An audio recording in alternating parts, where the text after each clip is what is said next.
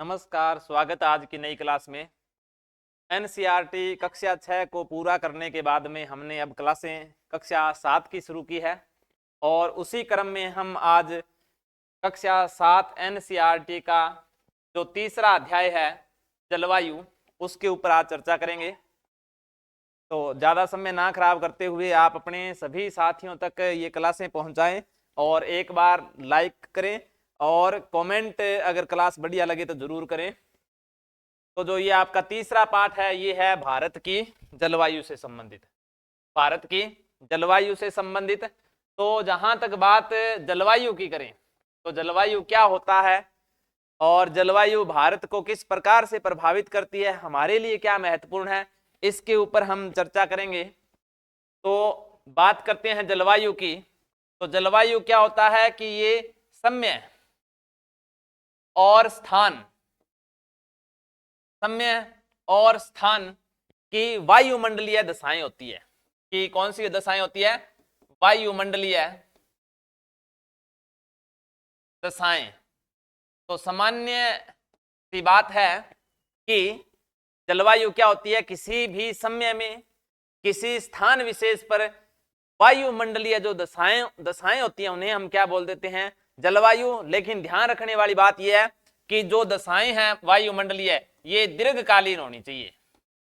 दीर्घकालीन की बात करें तो लगभग 30 वर्ष या इससे अधिक।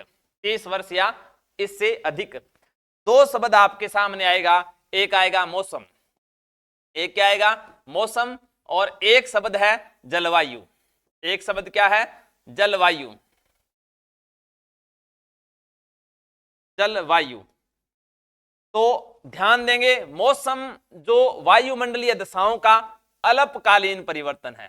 अल्पकालीन परिवर्तन। अल्पकालीन परिवर्तन जैसे कि तापमान है, अभी धूप है, थोड़ी देर बाद में बादलवाई हो गई या थोड़ी देर बाद में वर्षा हो गई, तो कुछ समय में जो परिवर्तन होते हैं उन्हें क्या बोलेंगे? मौसम। और जो दीर्घकालीन परिवर्तन है, दीर्घकालीन परिवर्तन को हम क्या बोल देते हैं? परिवर्तन। और ये परिवर्तन लगभग 30 वर्ष या इससे ज्यादा समय के होते हैं, इन्हें हम बोल देते हैं जलवायु। दोनों की बस इतना ही ध्यान रखना है, अल्पकालीन थोड़े समय के परिवर्तन मौसम और लंबे समय के जलवायु। लेकिन दोनों में क्या होता है? किसी समय और स्थान में होने वाले वायुमंडलीय दशाओं में परिवर्तन होते हैं। बस ध्यान इतना है कि अल्पकालीन है तो वो हो जाएगा मौसम और दीर्घकालीन घटना है तो वो क्या हो जाएगी? जलवायु। इसी के बारे में हम चर्चा करेंगे। तो यहाँ पर एक सुभाष नामक एक व्यक्ति की एक कोटेशन है जिसमें क्या लिखा है? वर्षा समय पर हो, पृथ्वी अन्न से समृद्ध हो, यह देश अशांति रहित हो, विद्वान लोग भय से रहित हो। तो सामान्य सी बात है कि अगर सुख समृद्धि होगी, शांति होगी, वर्षा होगी, अच्छी फसलें होगी और सुशासन की व्यवस्था होगी तो लोग या विद्वान लोग हैं या सभी प्रकार के लोग क्या रहेंगे? भय रहित रहेंगे। तो इस पाठ में हम किस बारे में बात करेंगे? भारतीय जलवायु को कौन कौन से तत्व विविध बनाते हैं यानी अलग बनाते हैं, मानसून क्या है, जलवायु का समाज आर्थिक स्थिति पर क्या प्रभाव पड़ता है, बाकी चीजें देखेंगे। तो एक बार हम देखते हैं भारतीय जो हम अध्याय पढ़ रहे हैं जलवायु के बारे में। तो जलवायु के बारे में बात करने से पहले एक बार इस पर थोड़ी सी चर्चा कर लेते हैं कि जलवायु को प्रभावित करने वाले कारक। जलवायु को प्रभावित करने वाले कारक, प्रभावित करने वाले कारक। तो जलवायु किस प्रकार से प्रभावित होती है? तो नंबर इसमें एक आ जाएगा अक्षांशीय स्थिति। अक्षांशीय स्थिति। अब अक्षांशीय स्थिति किसी भी क्षेत्र की जलवायु को किस प्रकार से प्रभावित करेगी, इसके बारे में अगर हम चर्चा करें तो जो आपकी पृथ्वी है, पृथ्वी के ऊपर सूर्य का जो प्रकाश है वो अलग अलग कोण से गिरेगा। तो जहां पर सूर्य का प्रकाश सीधा गिरे या सूर्य की उष्मा सीधी प्राप्त हो वहां तापमान ज्यादा रहेगा, जहां सूर्य की किरणों का तिरछापन बढ़ेगा वहां पर सूर्य का प्रकाश क्या होगा, कम प्राप्त होगा। तो जो आपकी विषुवत रेखा है, कौन सी रेखा, 0 डिग्री अक्षांश, या फिर हम इसको क्या बोल देते हैं, विषुवत रेखा।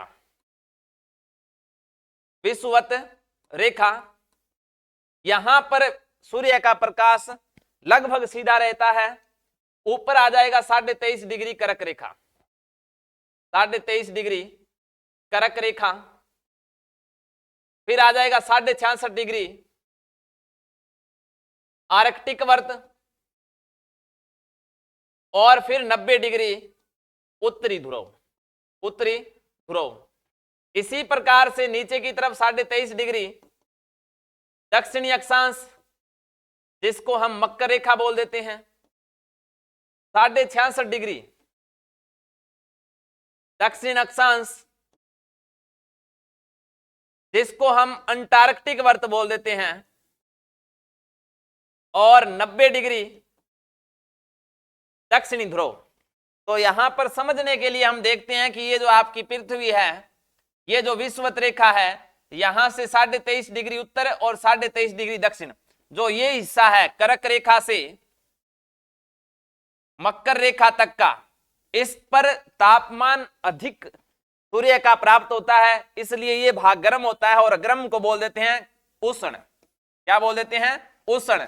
और दो अक्षांशों के बीच का क्षेत्र होता है, उसे बोलते हैं कटिबंध। क्या बोलते हैं, कटिबंध। तो ये जो हो गया, ये हो गया उष्ण कटिबंध। इसके बाद में कर्क रेखा से आर्कटिक वर्त, आर्कटिक वर्त जो ये हिस्सा, और नीचे दक्षिण में मकर रेखा से अंटार्कटिक वर्त तक जो हिस्सा है, ये जो भाग है, इन दोनों भागों को बोल देंगे उपोष्ण या शीतोष्ण, उपोष्ण या शीतोष्ण कटिबंध। तो यहां पर ना तो कम ना अधिक, लगभग गर्मी का भी प्रभाव रहेगा और सर्दी का भी प्रभाव रहेगा, लेकिन आर्कटिक वर्त से 90 डिग्री दक्षिणी ध्रुव और अंटार्कटिक से दक्षिण ध्रुव और आर्कटिक से 90 डिग्री उत्तरी ध्रुव, ये जो भाग है, दोनों भाग, इन भागों में क्या होता है कि सूर्य की किरणों का तिरछापन अधिक होता है, इसलिए यहां पर क्या होता है कि शीत प्रभाव रहता है, या इसे शीत कटिबंध कहते हैं, शीत कटिबंध कहते हैं। तो ध्यान देंगे, अक्षांशीय स्थिति जलवायु को प्रभावित करती है। किस प्रकार से, सूर्य का प्रकाश जहां सीधा रहेगा वो भाग गर्म होगा, जहां पर तिरछी किरणें पड़ेगी वो कैसा होगा, शीत होगा, और बीच का भाग उपोष्ण या शीतोष्ण होगा। दूसरा जो प्रभावित करने वाला जलवायु को है, वो है समुद्र से दूरी, समुद्र से दूरी। तो कहने का मतलब, अगर हम भारत की ही बात करें तो जो भाग समुद्र के पास होंगे, जो भाग समुद्र के पास होंगे, वहां पर आर्द्रता अधिक होगी, आर्द्रता अधिक होगी, और आंतरिक भाग, दूर के भाग हैं जहां पर आर्द्रता क्या होगी, कम होगी। इस प्रकार क्या करेगा, जो आपकी जलवायु है इसको प्रभावित करेगा, कौन है, समुद्र से दूरी। तीसरा जलवायु को प्रभावित करने वाला कारक है समुद्र तल से ऊंचाई, समुद्र तल से ऊंचाई। तो हम सामान्यतः पृथ्वी पर देखते हैं कि जो आपकी पृथ्वी है, इसमें आपकी क्षोभ सीमा, क्षोभ मंडल, क्षोभ मंडल जिसको हम परिवर्तन मंडल कहते हैं, परिवर्तन मंडल में 164 मीटर या 1 किलोमीटर, 1 किलोमीटर की ऊंचाई पर, ये लाइन एक बार दोबारा सही से लिख देते हैं, जो आपका क्षोभ मंडल है इसके ऊपर 1 किलोमीटर या 1000 मीटर की ऊंचाई पर 6.5 डिग्री सेंटीग्रेड तापमान हो जाता है कम, तापमान हो जाता है कम, जिसे हम सामान्य ताप ह्रास दर कह देते हैं। तो जैसे जैसे ऊंचा भाग होगा समुद्र तल से, पर्वतीय भाग होंगे, वहां ठंड बढ़ जाएगी, और जितना भाग नीचे होगा वहां पर गर्मी का प्रभाव क्या रहेगा, ज्यादा रहेगा। इसके बाद में प्रभावित करने वाला, जलवायु को प्रभावित करने वाला चौथा तत्व होता है, जैसे इसको आप समझेंगे कि समुद्र तल से ऊंचाई कैसे, जैसे ये पर्वतीय भाग है, तो जो ये मैदानी भाग है यहां पर तापमान ज्यादा रहेगा, और जैसे जैसे ऊंचाई पर जाएंगे तापमान कम होगा, और ऊंचे जाने पर तापमान का कम होना वो होता है क्षोभ मंडल में सामान्य ताप ह्रास दर, यानी ऊंचाई पर बढ़ने पर तापमान का कम होना। इसलिए पर्वतीय भागों पर अक्सर बर्फ पाई जाती है, या पर्वतीय या ऊंचे भाग क्या रहते हैं, ठंडे रहते हैं। अब प्रभावित करने वाला आगे का कारक है आपका पर्वतों की स्थिति। पर्वतों की स्थिति, यहां पर पर्वतों की स्थिति किस प्रकार से प्रभावित करता है, तो यहां देखेंगे कि ये पवनें चल रही है, और पवनों के पर्वत के सामने वाला भाग जिसको पवन मुखी ढाल कह देते हैं, पवन मुखी ढाल, तो यहां पर अवरोध पैदा होता है। जब पवनों में अवरोध पैदा होता है तो ये ऊपर जाती है पवनें, और यहां पर रुककर वर्षा प्राप्त करता है क्षेत्र। तो पर्वतों के सामने वाले भाग में वर्षा अधिक होती है, और विपरीत भाग होता है जिसको हम बोल देते हैं पवन विमुखी ढाल। पवन विमुखी ढाल, यहां पर क्या होता है कि हवाएं बिना किसी अवरोध के सीधी आगे निकल जाती है, और इसी को हम बोल देते हैं वृष्टि छाया प्रदेश। वृष्टि छाया प्रदेश, तो वृष्टि छाया प्रदेश में वर्षा क्या होती है, कम होती है, और इसे वृष्टि प्रदेश भी कह देते हैं, वृष्टि प्रदेश, या फिर हम पवन मुखी ढाल कह देते हैं। और पर्वत के विपरीत भाग होता है उसको क्या बोल देते हैं, पवन विमुखी ढाल या वृष्टि छाया प्रदेश, जहां वर्षा कम होती है। अगर भारत में देखें तो आपका राजस्थान का थार का मरुस्थल है वृष्टि छाया प्रदेश में, अरावली की अरब सागरीय शाखा अरावली के समानांतर चली जाती है। बंगाल की खाड़ी की शाखा आपके पूर्वी भाग में तो वर्षा कर देती है पवनमुखी ढाल में, लेकिन पश्चिमी भाग राजस्थान का वृष्टि छाया प्रदेश में आ जाता है।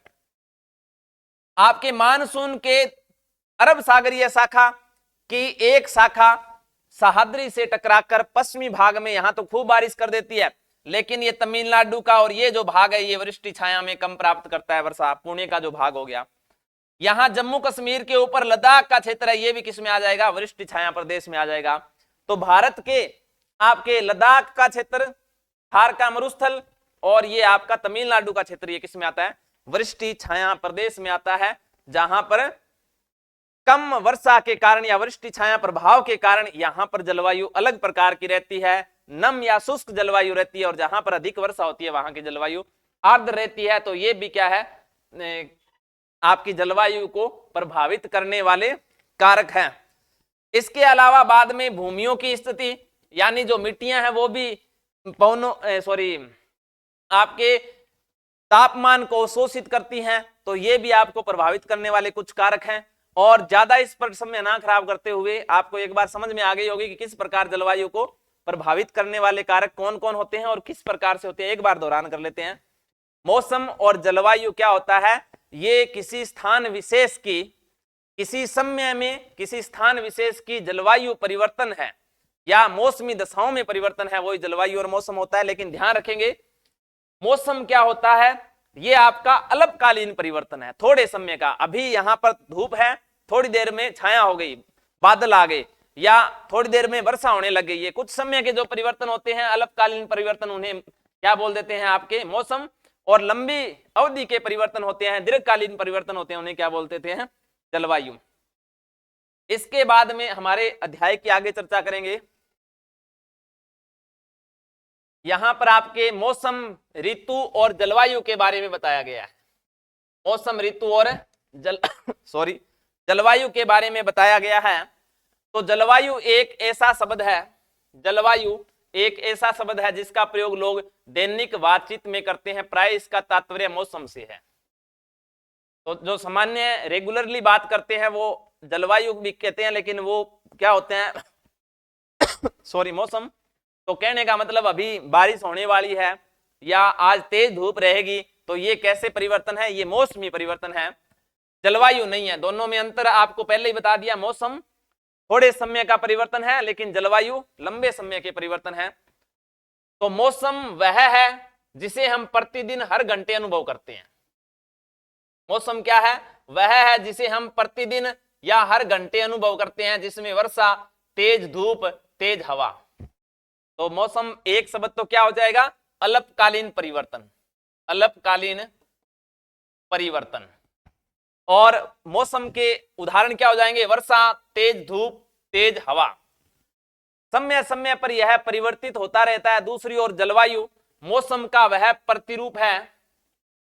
जलवायु क्या है? मौसम का वह प्रतिरूप है जो किसी क्षेत्र विशेष या प्रदेश के लंबे समय तक, कम से कम कई दशकों तक अनुभव किया जाता है। यह प्रतिरूप क्षेत्रानुसार अलग अलग होता है। हर कटिबंध में, हर क्षेत्र में जो कई सालों तक दीर्घकालीन परिवर्तन जो हैं, उन्हें हम क्या बोल देंगे? जलवायु बोल देंगे। इसके बाद में अगर हम आगे चर्चा करें तो ध्यान देंगे कि ऋतुओं का निर्माण हम, ये क्या है कि पृथ्वी सूर्य का परिक्रमण करती है। ऋतुओं के विषय में पृथ्वी सूर्य का परिक्रमण करती है, जिससे ऋतुओं का निर्माण होता है। तो ये वेरी मोस्ट बात है, आपने विशेष रूप से ध्यान रखनी है कि ऋतु, जैसे अभी शीत ऋतु है, इसके बाद में ग्रीष्म ऋतु आएगी, फिर आपकी क्या आ जाएगी? वर्षा ऋतु आ जाएगी। तो सीधा सा प्रश्न है, ऋतुओं में परिवर्तन, ऋतुओं में परिवर्तन, जो ऋतुओं में परिवर्तन होता है वो किस कारण से होता है? तो ध्यान रखेंगे, सूर्य की पृथ्वी के द्वारा परिक्रमण गति के कारण होता है। पृथ्वी सूर्य का परिक्रमण जो होता है उसके कारण किस में परिवर्तन होता है? ऋतुओं में परिवर्तन होता है। लेकिन यहां पर थोड़ी सी स्थिति अलग है, एक बार इसको देख लेते हैं। क्या है? प्रत्येक ऋतु कुछ महीनों तक रहती है, प्रतिवर्ष पुनः आती है। जैसा कि हम जानते हैं, एक वर्ष में अनेक ऋतुएं होती है, जैसे बसंत, ग्रीष्म, वर्षा, शरद और शीत। ये ऋतु एक चक्कर के रूप में आती हैं। अब यह प्रश्न उठता है कि ऋतुओं का संबंध मौसम से है या जलवायु से है? ऋतुओं का संबंध मौसम से है या जलवायु से है? तो इसको हम ध्यान से समझेंगे। किस प्रकार समझेंगे? पहले तो हमें यह समझना है कि परिक्रमण और परिभ्रमण क्या होता है। एक शब्द क्या होता है? परिक्रमण। एक शब्द होता है परिक्रमण, एक होता है परिभ्रमण। परिभ्रमण, तो यहां ध्यान देंगे, परिभ्रमण होता है पृथ्वी का अपने अक्ष पर घूमना। परिक्रमण क्या होता है? पृथ्वी का अपने अक्ष पर घूमना, और परिक्रमण गति के कारण दिन और रात बनते हैं, दिन व रात बनते हैं। सॉरी, परिभ्रमण के कारण क्या बनते हैं? दिन और रात। और परिभ्रमण क्या होता है? पृथ्वी का अपने अक्ष पर घूमना। दूसरा शब्द है परिक्रमण। परिक्रमण होता है पृथ्वी का सूर्य के चारों ओर घूमना। पृथ्वी का सूर्य के चारों ओर घूमना, चारों ओर घूमना, इसे हम क्या बोल देंगे? परिक्रमण। और एक वर्ष में आपकी पृथ्वी है वो सूर्य के चारों ओर चक्कर लगाती है, यानी इसकी अवधि होती है 365 सही 1/4 दिन। और ये होता है आपका 24 घंटे का, 24 घंटे। अगर सही आंकड़ा बात करें तो 23 घंटे 56 मिनट और 23 घंटे 56 मिनट और 6 सेकंड। इसमें आपकी पृथ्वी, यानी मोटे रूप में बात करें तो 24 घंटे में पृथ्वी एक परिभ्रमण गति को पूरा करती है, और परिक्रमण गति को 365 सही 1/4 दिन में पूरी करती है। परिभ्रमण पृथ्वी का अपने ही अक्ष पे घूमना है। अगर मैं यहां अपने स्थान पे घूम जाऊं तो इसी प्रकार पृथ्वी अपने ही स्थान पे घूमती है, उसे क्या बोलते हैं? परिभ्रमण। और पृथ्वी सूर्य के चारों ओर घूमती है, उसे क्या बोलते हैं? परिक्रमण। तो यहां पर अकेला ऋतुओं में परिवर्तन परिक्रमण ही नहीं है, परिक्रमण ऋतुओं में परिवर्तन का कारण है, ये यहां आपने किताब में पढ़ लिया। पृथ्वी सूर्य का परिक्रमण करती है, ये ऋतुओं के निर्माण में होता है। लेकिन ध्यान देंगे इसके साथ में पृथ्वी का अपने अक्ष पर झुकाव, अपने अक्ष पर जो झुकाव है, पृथ्वी का अपने अक्ष पर जो झुकाव है, और अक्ष पर झुकाव कितना है? 23.5 डिग्री। अपने अक्ष पर 23.5 डिग्री का झुकाव जो है वो भी एक कारण है। परिक्रमण और पृथ्वी का अपने अक्ष पर झुका होना, ये किस में परिवर्तन होता है? ये ऋतुओं में परिवर्तन होता है। इसके बाद में अगर हम देखें, मौसम ऋतुओं के अनुसार परिवर्तित होता है। मौसम ऋतुओं के अनुसार परिवर्तित होता है, जो गर्मी में शुष्क और गर्म, मानसून में आर्द्र और वर्षा वाला होता है। किसी भी क्षेत्र विशेष की ऋतुओं का प्रतिरूप का वहां की जलवायु से गहरा संबंध होता है।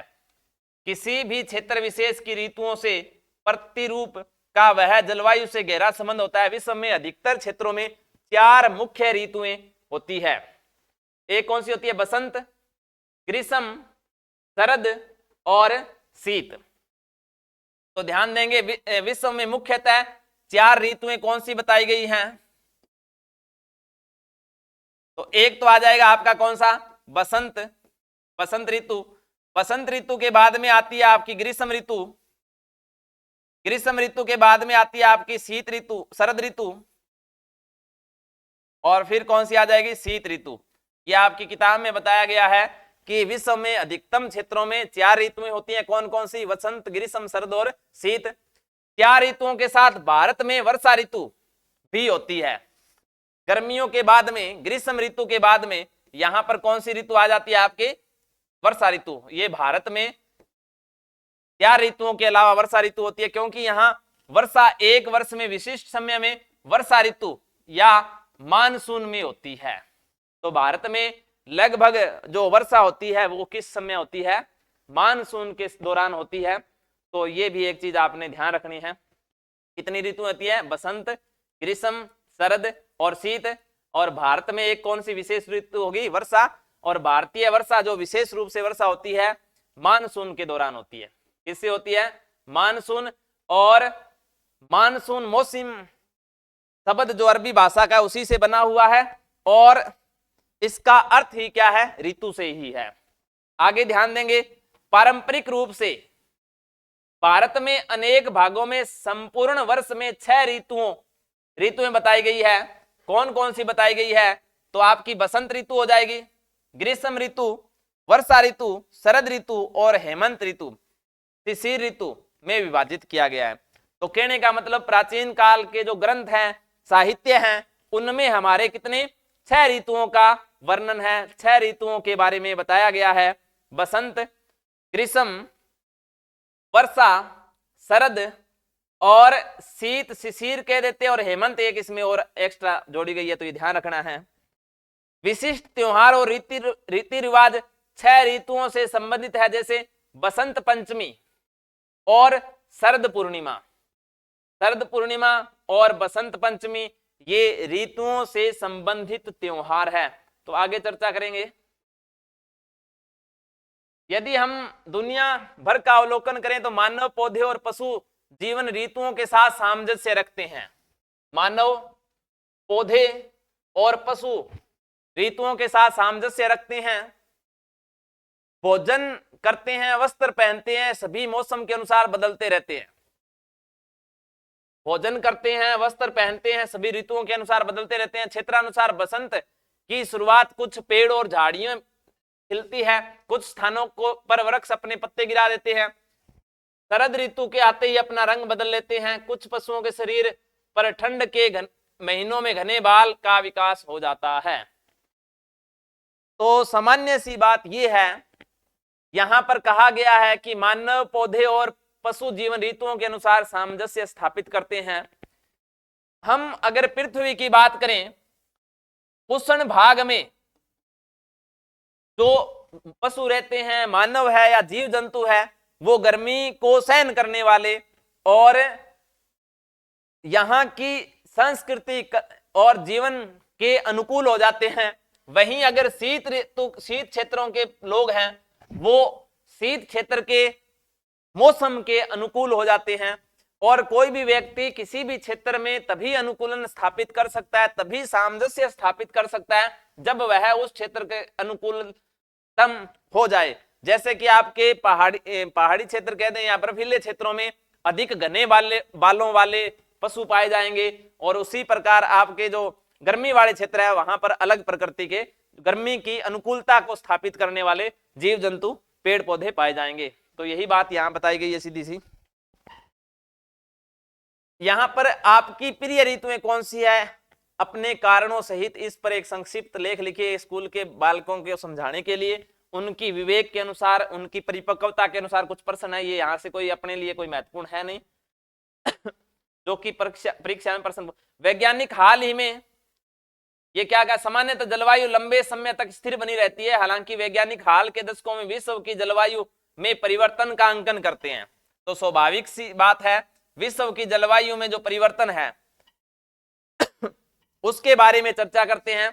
तो दो शब्द आते हैं विश्व की जलवायु को परिवर्तन से। एक होता है ग्रीन हाउस प्रभाव, ग्रीन हाउस प्रभाव। एक शब्द आता है हमारे सामने ग्लोबल वार्मिंग, ग्लोबल वार्मिंग। तो यहां ध्यान देंगे, किसी स्थान विशेष के, किसी जो स्थान विशेष के तापमान में वृद्धि है, उसे हम बोल देते हैं ग्रीन हाउस प्रभाव। किसी स्थान विशेष के तापमान में जो वृद्धि है उसे क्या बोल देंगे, ग्रीन हाउस प्रभाव। लेकिन ग्लोबल वार्मिंग क्या होता है, ये पृथ्वी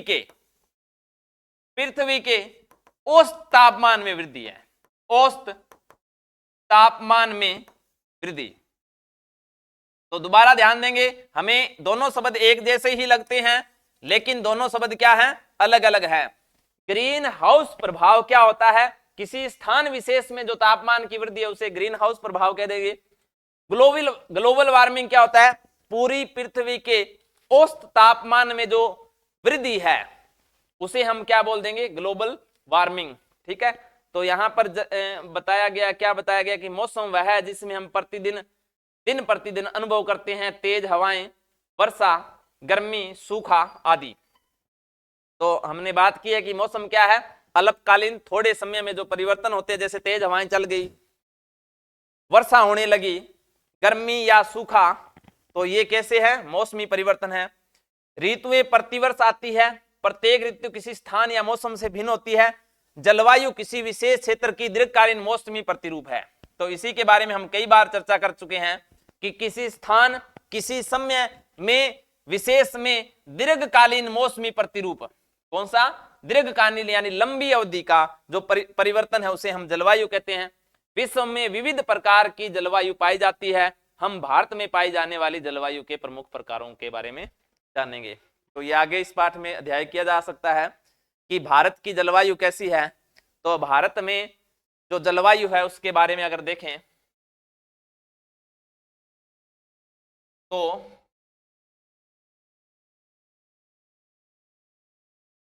अगर भारत की जलवायु के बारे में बात करें तो पहले तो अक्षांशीय देशांतरीय विस्तार के बारे में देख लेते हैं, और उसी के आधार पर हमारी क्या हो जाएगी, जलवायु हो जाएगी। तो यहां से ध्यान देंगे, भारत में एक मध्य से एक रेखा गुजरती है जिसका नाम है कर्क रेखा। क्या नाम है, कर्क रेखा। और कर्क रेखा के दक्षिण का जो भाग होता है उसको बोलते हैं उष्ण कटिबंध, उष्ण कटिबंध। और यहां पर आपके विश्व में हिमालय है। कौन सा भाग है, हिमालय। तो हिमालय उत्तर से आने वाली ठंडी हवाओं को क्या कर लेता है, रोक लेता है। इसलिए जो यहां की गर्मी का प्रभाव है वो यहां भी रहता है। और भारत में विशेष रूप से जो प्रभावित करती है, यहां की वर्षा करती है, जिसे हम मानसून बोल देते हैं। क्या बोल देते हैं? मानसून। मानसून अरबी भाषा का शब्द है। किस भाषा का? अरबी। और अरबी भाषा के मौसम शब्द से बना है। किस शब्द से? मौसम, जिसका अर्थ होता है ऋतु। जिसका अर्थ क्या होता है? ऋतु। तो मानसून जो अपने भारत में दक्षिण पश्चिम का मानसून आता है, वो भारत की जलवायु को प्रभावित करता है बड़े पैमाने पे। इसीलिए भारत की जलवायु इन कटिबंधों के आधार पर और मानसून को आधार पर रखते हुए बनाई गई है। इसीलिए भारत की जलवायु कैसी है? उष्ण कटिबंधीय मानसूनी। उष्ण कटिबंधीय मानसूनी जलवायु है। मानसूनी जलवायु। अगर आपसे पूछे कि भारत की जलवायु कैसी है, तो भारत की जलवायु में गर्मी का क्षेत्र अधिक है, इसलिए उष्ण कटिबंध दो अक्षांशों के बीच का क्षेत्र, और मानसून का प्रभाव अधिकतम रहता है, इसलिए भारत की जलवायु कैसी होगी?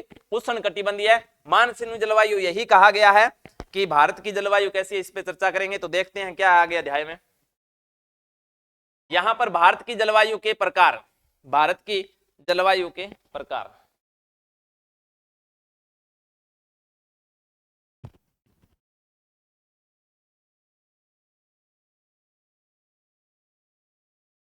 तो आगे चर्चा करेंगे भारत की जलवायु के प्रकार। भारत विविधताओं का देश है। भारत विविधताओं का देश है। भारत में जलवायु की बात करें तो यहां पर अधिकतम पश्चिमी थार के मरुस्थल में अधिकतम गर्मी रहती है।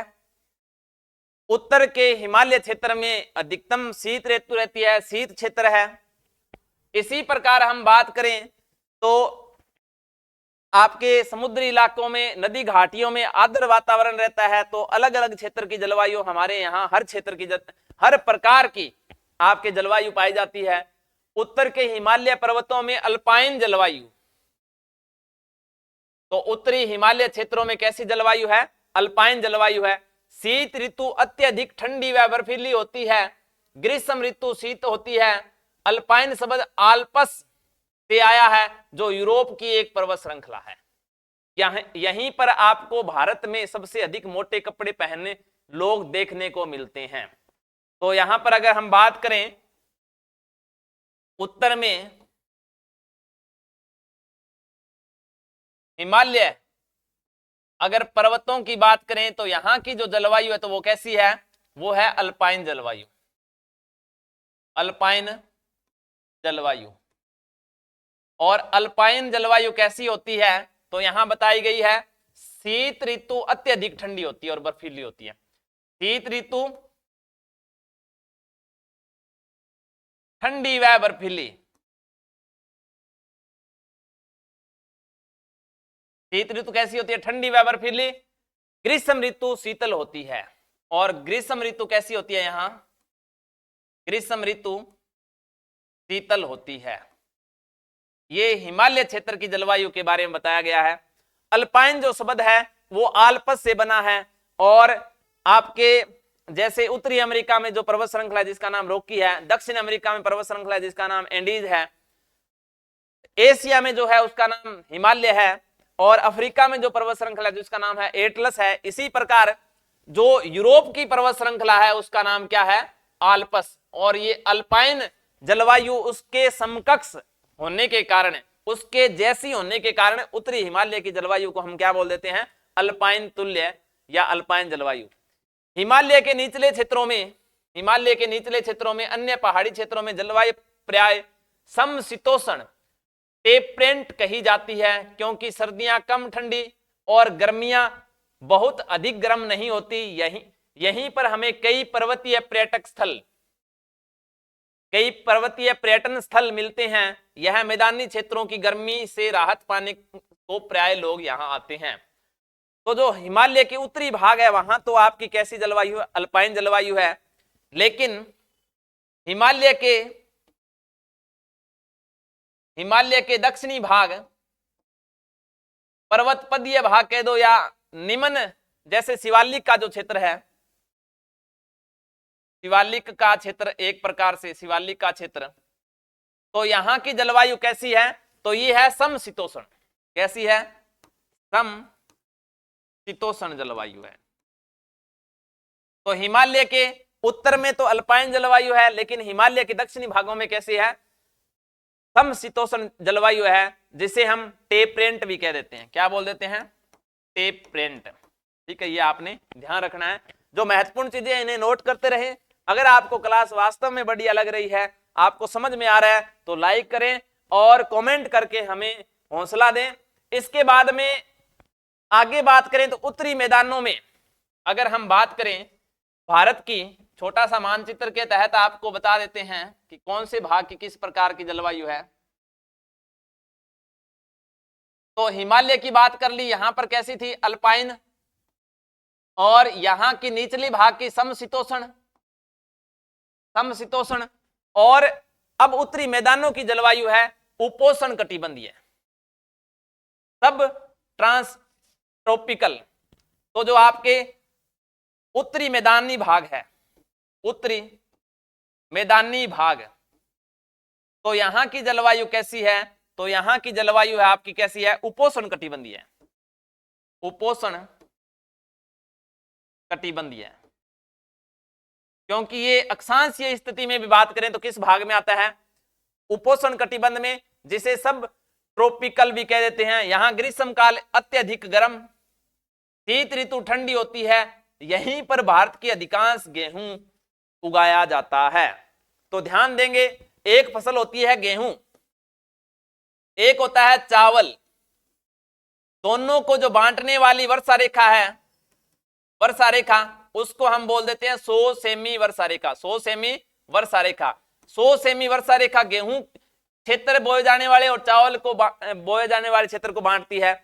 लेकिन जो कि आपका गेहूं है वो समशीतोष्ण जलवायु का पौधा है, समशीतोष्ण, और जो आपका चावल है वो उष्ण कटिबंधीय जलवायु का पौधा है, उष्ण कटिबंधीय जलवायु का पौधा है। ये थोड़ा सा ध्यान रखेंगे। इसके बाद में क्षेत्र आता है पश्चिम का थार मरुस्थल की जलवायु शुष्क है, जहां दिन में अत्यधिक गर्म, रातें ठंडी, वर्षा बहुत कम होती है। यहां लोगों में जल संग्रहण करने बचाने का अनोखा उपाय विकसित है। तो ध्यान देंगे, पश्चिम में थार के मरुस्थल में, पश्चिम में थार के मरुस्थल में जलवायु कैसी है, तो यहां की जलवायु है आपकी शुष्क जलवायु है। कैसी है, शुष्क जलवायु है। राजस्थान में आपके इस क्षेत्र में थार के मरुस्थल में पानी की मात्रा कम है, लेकिन जलवायु कैसी है, शुष्क जलवायु है। इसके बाद में अगर बात करें पश्चिमी तटीय पेटी में मानसून के महीनों में भारी वर्षा होती है, जिसमें उष्ण कटिबंधीय आर्द्र जलवायु बनती है, जो चावल व मसालों की खेती के लिए अनुकूल है। तो अगर हम यहां पर बात करें, जो ये क्षेत्र है तटीय क्षेत्र, यहां पर मानसून के दौरान बहुत तेज अधिक वर्षा होती है, और यहां की जलवायु कैसी है, उष्ण कटिबंधीय आर्द्र जलवायु।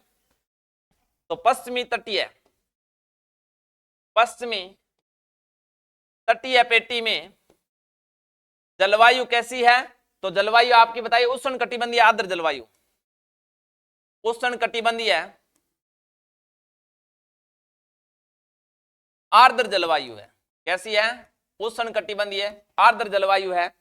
तो दोबारा ध्यान देंगे, जो भारत की ये कर्क रेखा गुजरती है यहां से, तो कर्क रेखा के दक्षिण का भाग है, तो ये पश्चिम तट क्षेत्र किस में आ जाएंगे, उष्ण कटिबंध में आएंगे। किस में आएंगे, उष्ण कटिबंध में। अब यहां पर बहुत ज्यादा बारिश होती है, इसलिए ये भाग कैसे होंगे, आर्द्र होंगे। कैसे होंगे, आर्द्र। तो पश्चिमी तटीय पेटी की जलवायु कैसी हो जाएगी, उष्ण कटिबंधीय आर्द्र जलवायु। मध्य दक्कन पठार की जलवायु अर्ध शुष्क है। कैसी है, अर्ध शुष्क है। तो यहां ध्यान देंगे, मध्य दक्कन का जो पठार है, प्रायद्वीपीय पठार या दक्षिण का पठार बोल देते हैं, या दक्कन का पठार बोल देते हैं, यहां की जलवायु कैसी है, तो यहां की जलवायु अर्ध शुष्क है। कैसी है, अर्ध शुष्क है, यानी कि पश्चिमी राजस्थान के स्टेपी तुल्य जलवायु। कैसी है, स्टेपी तुल्य जलवायु है, जिसमें ग्रीष्म गर्म, सर्दियां हल्की ठंडी और वर्षा ऋतु में सामान्य वर्षा होती है। इसके बाद में अगर बात करें पूर्वी भारत और दक्षिणी प्रायद्वीप में हल्की सर्दी और मानसूनी हवाओं द्वारा नियंत्रण, अलग अलग आर्द्र शुष्क अवधियों के साथ उष्ण कटिबंधीय जलवायु का अनुभव होता है। आप इसके विषय में आगे पढ़ेंगे। जो आपका यहां पर कहा गया है कि पूर्वी भारत और दक्षिणी प्रायद्वीप, जो ये हिस्सा है, यहां पर हल्की सर्दी मानसूनी हवाओं द्वारा नियंत्रण अलग अलग आर्द्र भूमियां हैं, आर्द्र जलवायु है। तो एक चीज आप दोबारा ध्यान से समझे कि ये जो पुस्तक है आपकी नवीनतम एनसीईआरटी जो राजस्थान के स्कूलों में वर्तमान में चल रही है, अभी बिल्कुल नई बुक है ये, अभी शायद सभी स्कूलों में उपलब्ध भी नहीं हो पाई है। तो जब एनसीईआरटी की बात करें तो ये इसकी प्रत्येक लाइन अति महत्वपूर्ण है। तो आपने इनके बढ़िया से नोट्स बना लेने हैं। केवल इन क्लासों के साथ में आप ये बुक खरीद के लाएं और उन्हें अच्छे से पढ़ें, इनके अलग से नोट्स बनाएं, और हम आपको इन्हें समझाने के लिए पूरा प्रयास रखेंगे। इसके सारे प्रश्न बना के भी आपके सामने लेके आएंगे, आप भी इन्हें अच्छे से अच्छे पढ़ते रहें। तो हम इसी अध्याय को आगे जारी रखते हुए आप उष्णकटिबंधीय और उपोष्णकटिबंधीय शब्दों का अर्थ आगे समझेंगे। जो उष्णकटिबंधीय कहे जाने वाले दो विषय समानांतर अक्षांशों की रेखाओं से संबंधित है। तो हम तो आगे क्या पहले ही समझ कर आए हैं उष्णकटिबंधीय और उपोष्णकटिबंधीय शब्दों का अर्थ। तो ध्यान देंगे, ये जो आपकी पृथ्वी है 90 डिग्री उत्तरी 90 डिग्री दक्षिणी, ये जो भाग है इसको हम क्या बोल देते हैं? तो एक बार दोबारा ध्यान देंगे।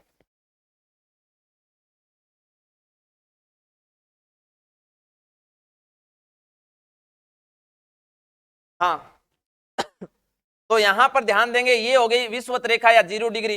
ये क्षेत्र है 23.5 डिग्री उत्तरी, ये जो भाग है 66.5 डिग्री उत्तरी। तो यहां उष्णकटिबंध की बात की गई है, तो 23.5 डिग्री उत्तर से 23.5 डिग्री दक्षिण का जो भाग है इसे बोलते हैं उष्णकटिबंध। उष्णकटिबंध, उष्णकटिबंध। और जो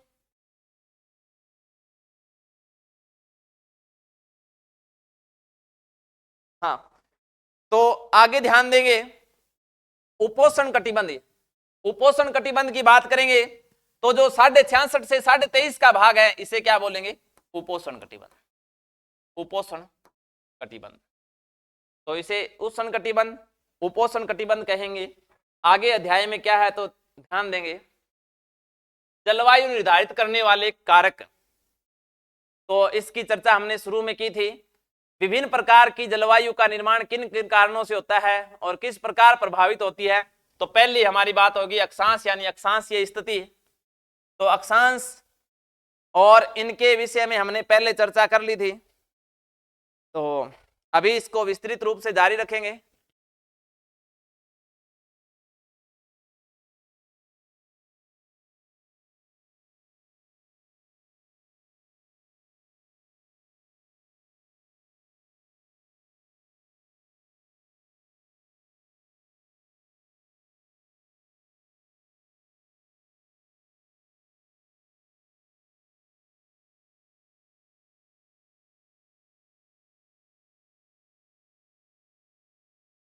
हाँ, तो पानी पीकर दोबारा से क्लास को जारी रख रहे हैं। हाँ, तो एक बार अपने सभी दोस्तों तक क्लास को पहुंचाएं, कमेंट जरूर करें कैसे लगी आपको क्लास, और लाइक कर दें तो और ही अच्छी बात है, सुनने पे सुहागा है। तो जैसा कि आपको उचित समझो लाइक करो, और अगर क्लास वास्तव में बढ़िया लगी तो जरूर लाइक करें, शेयर करें और कमेंट करें। तो यहाँ पर अक्षांशीय स्थिति किस प्रकार से प्रभावित करती है?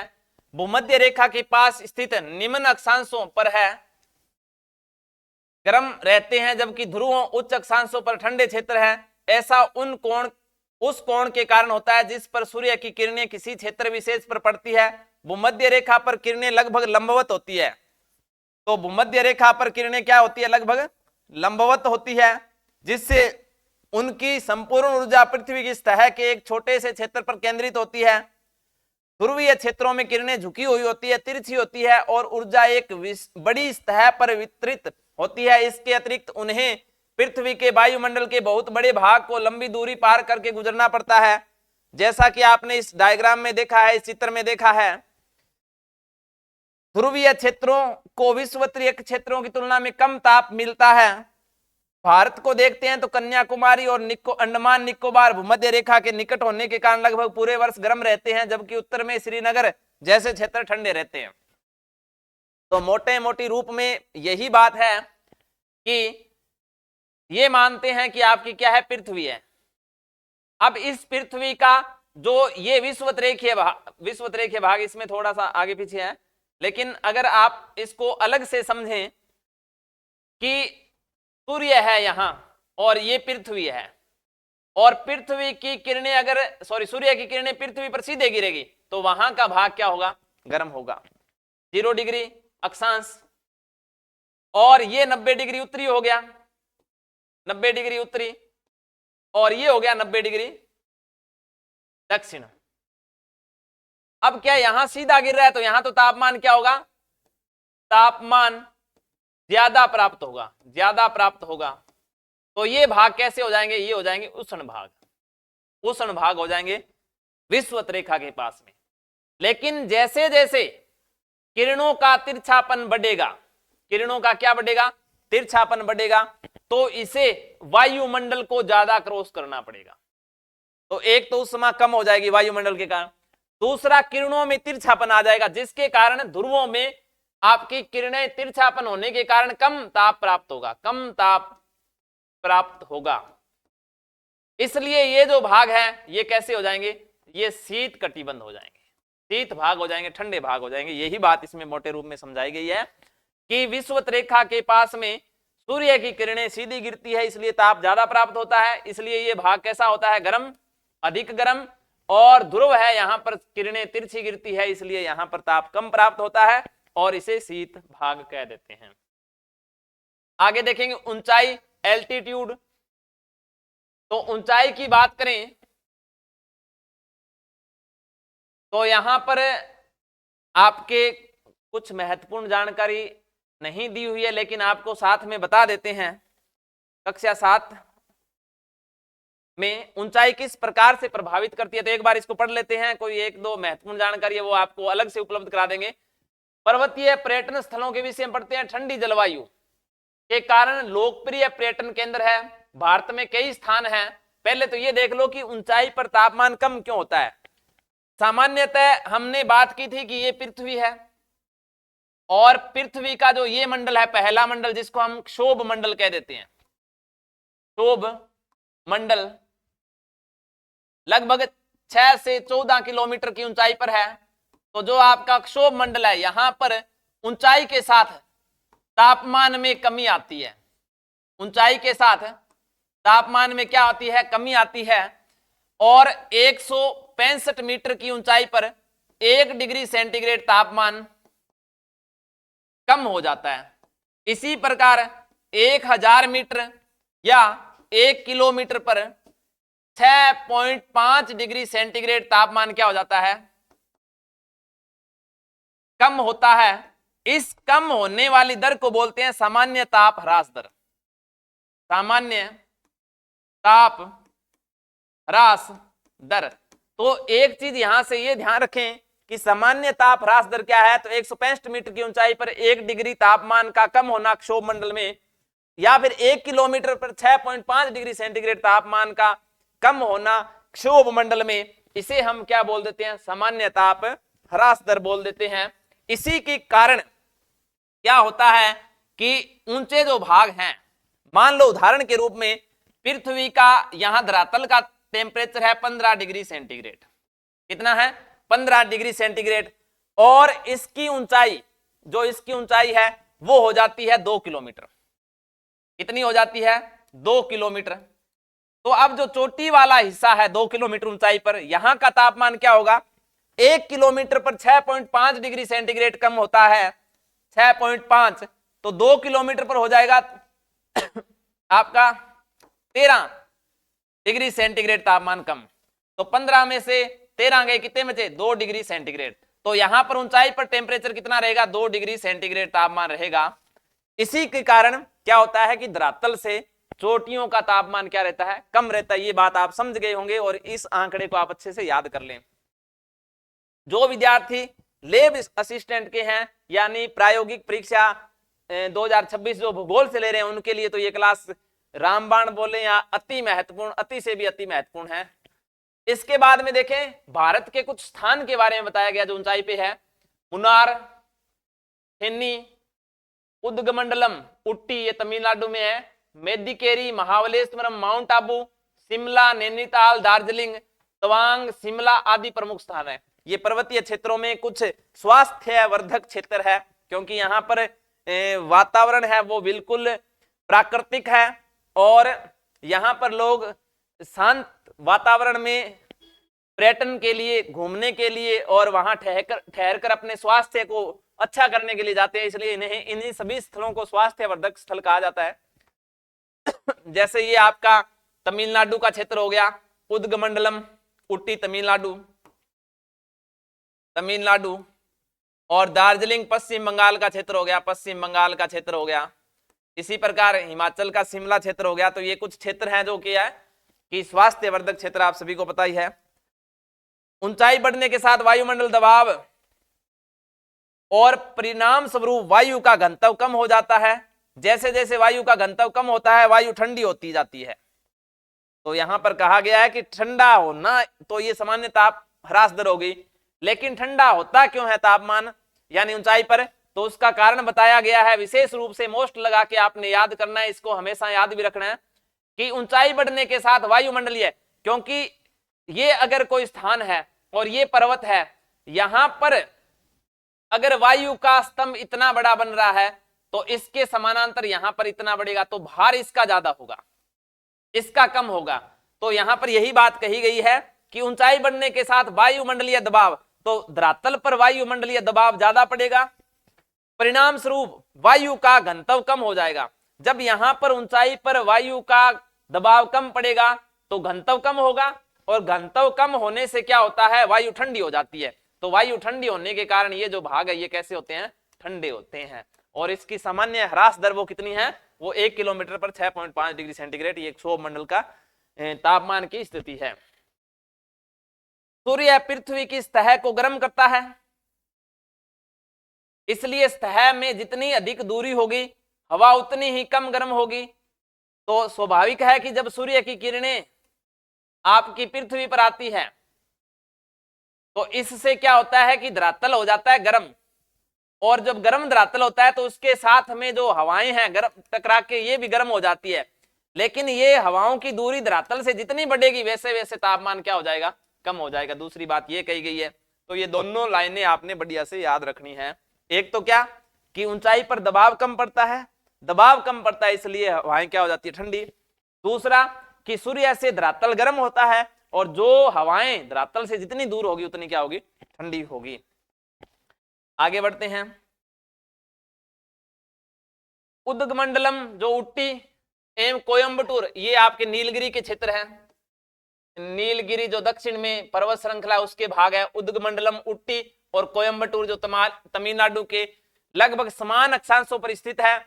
उट्टी में गर्मी का तापमान 10 से 25 डिग्री होता है, जबकि कोयम्बटूर 25 से 38 डिग्री सेंटीग्रेड होता है। दो स्थानों पर तापमान में अंतर क्यों है, इसके बारे में आप सोचते हैं तो सीधी सी बात है, सामान्य सी बात है कि जो उट्टी है वो पर्यटक स्थल है, ये ऊंचा भाग है, और आपका कोयम्बटूर है वो नीचा भाग है धरातल का।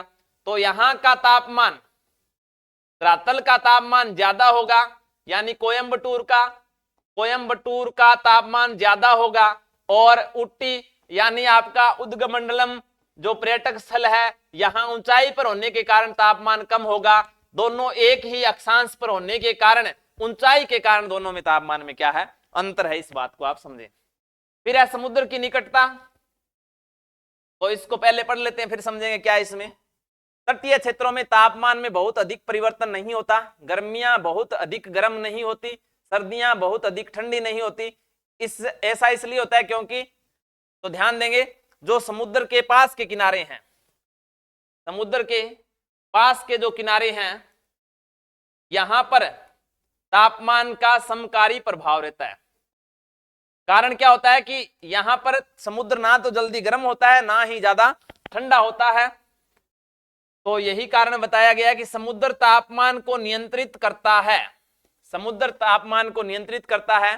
इस चित्र में आप देख सकते हैं तटीय क्षेत्रों में भूमि और जल के गर्म होने और ठंडा होने में चर्चा करते हुए इस विस्तार से समझते हैं। समशीतोष्ण रहता है, परिणाम स्वरूप क्षेत्र क्या रहता है? समशीतोष्ण। समशीतोष्ण का मतलब होता है लगभग आपके धरातल का तापमान और समुद्र का एक समान होना। आप तट से स्थल की ओर बढ़ते हैं तो तापमान अधिक होता जाता है। ग्रीष्म काल में तापमान अधिक और सर्दी में तापमान कम होता है। उदाहरण के लिए मुंबई और नागपुर एक समान अक्षांश पर स्थित है, लेकिन मुंबई समुद्र पास के कारण होने के कारण ग्रीष्म ऋतु में ठंडा रहता है। तो ये मोटे मोटे रूप में क्या कहना चाहते हैं उसके बारे में हम अलग से समझ लेते हैं। ठीक है, तो ये पौने आ गई, तो ध्यान देंगे ये क्या कहना चाहते हैं कि यहां पर जैसे ये पृथ्वी है, सॉरी भारत है, और यहां पर है आपका मुंबई। सालसेट द्वीप पर एक द्वीप बसाओ जिसका नाम है मुंबई, और इस सालसेट द्वीप पर मुंबई है। अब देखिए दो अक्षांश है तो दोनों का तापमान क्या होना चाहिए? एक जैसा होना चाहिए था, लेकिन ऐसा नहीं है। इसका कारण क्या है?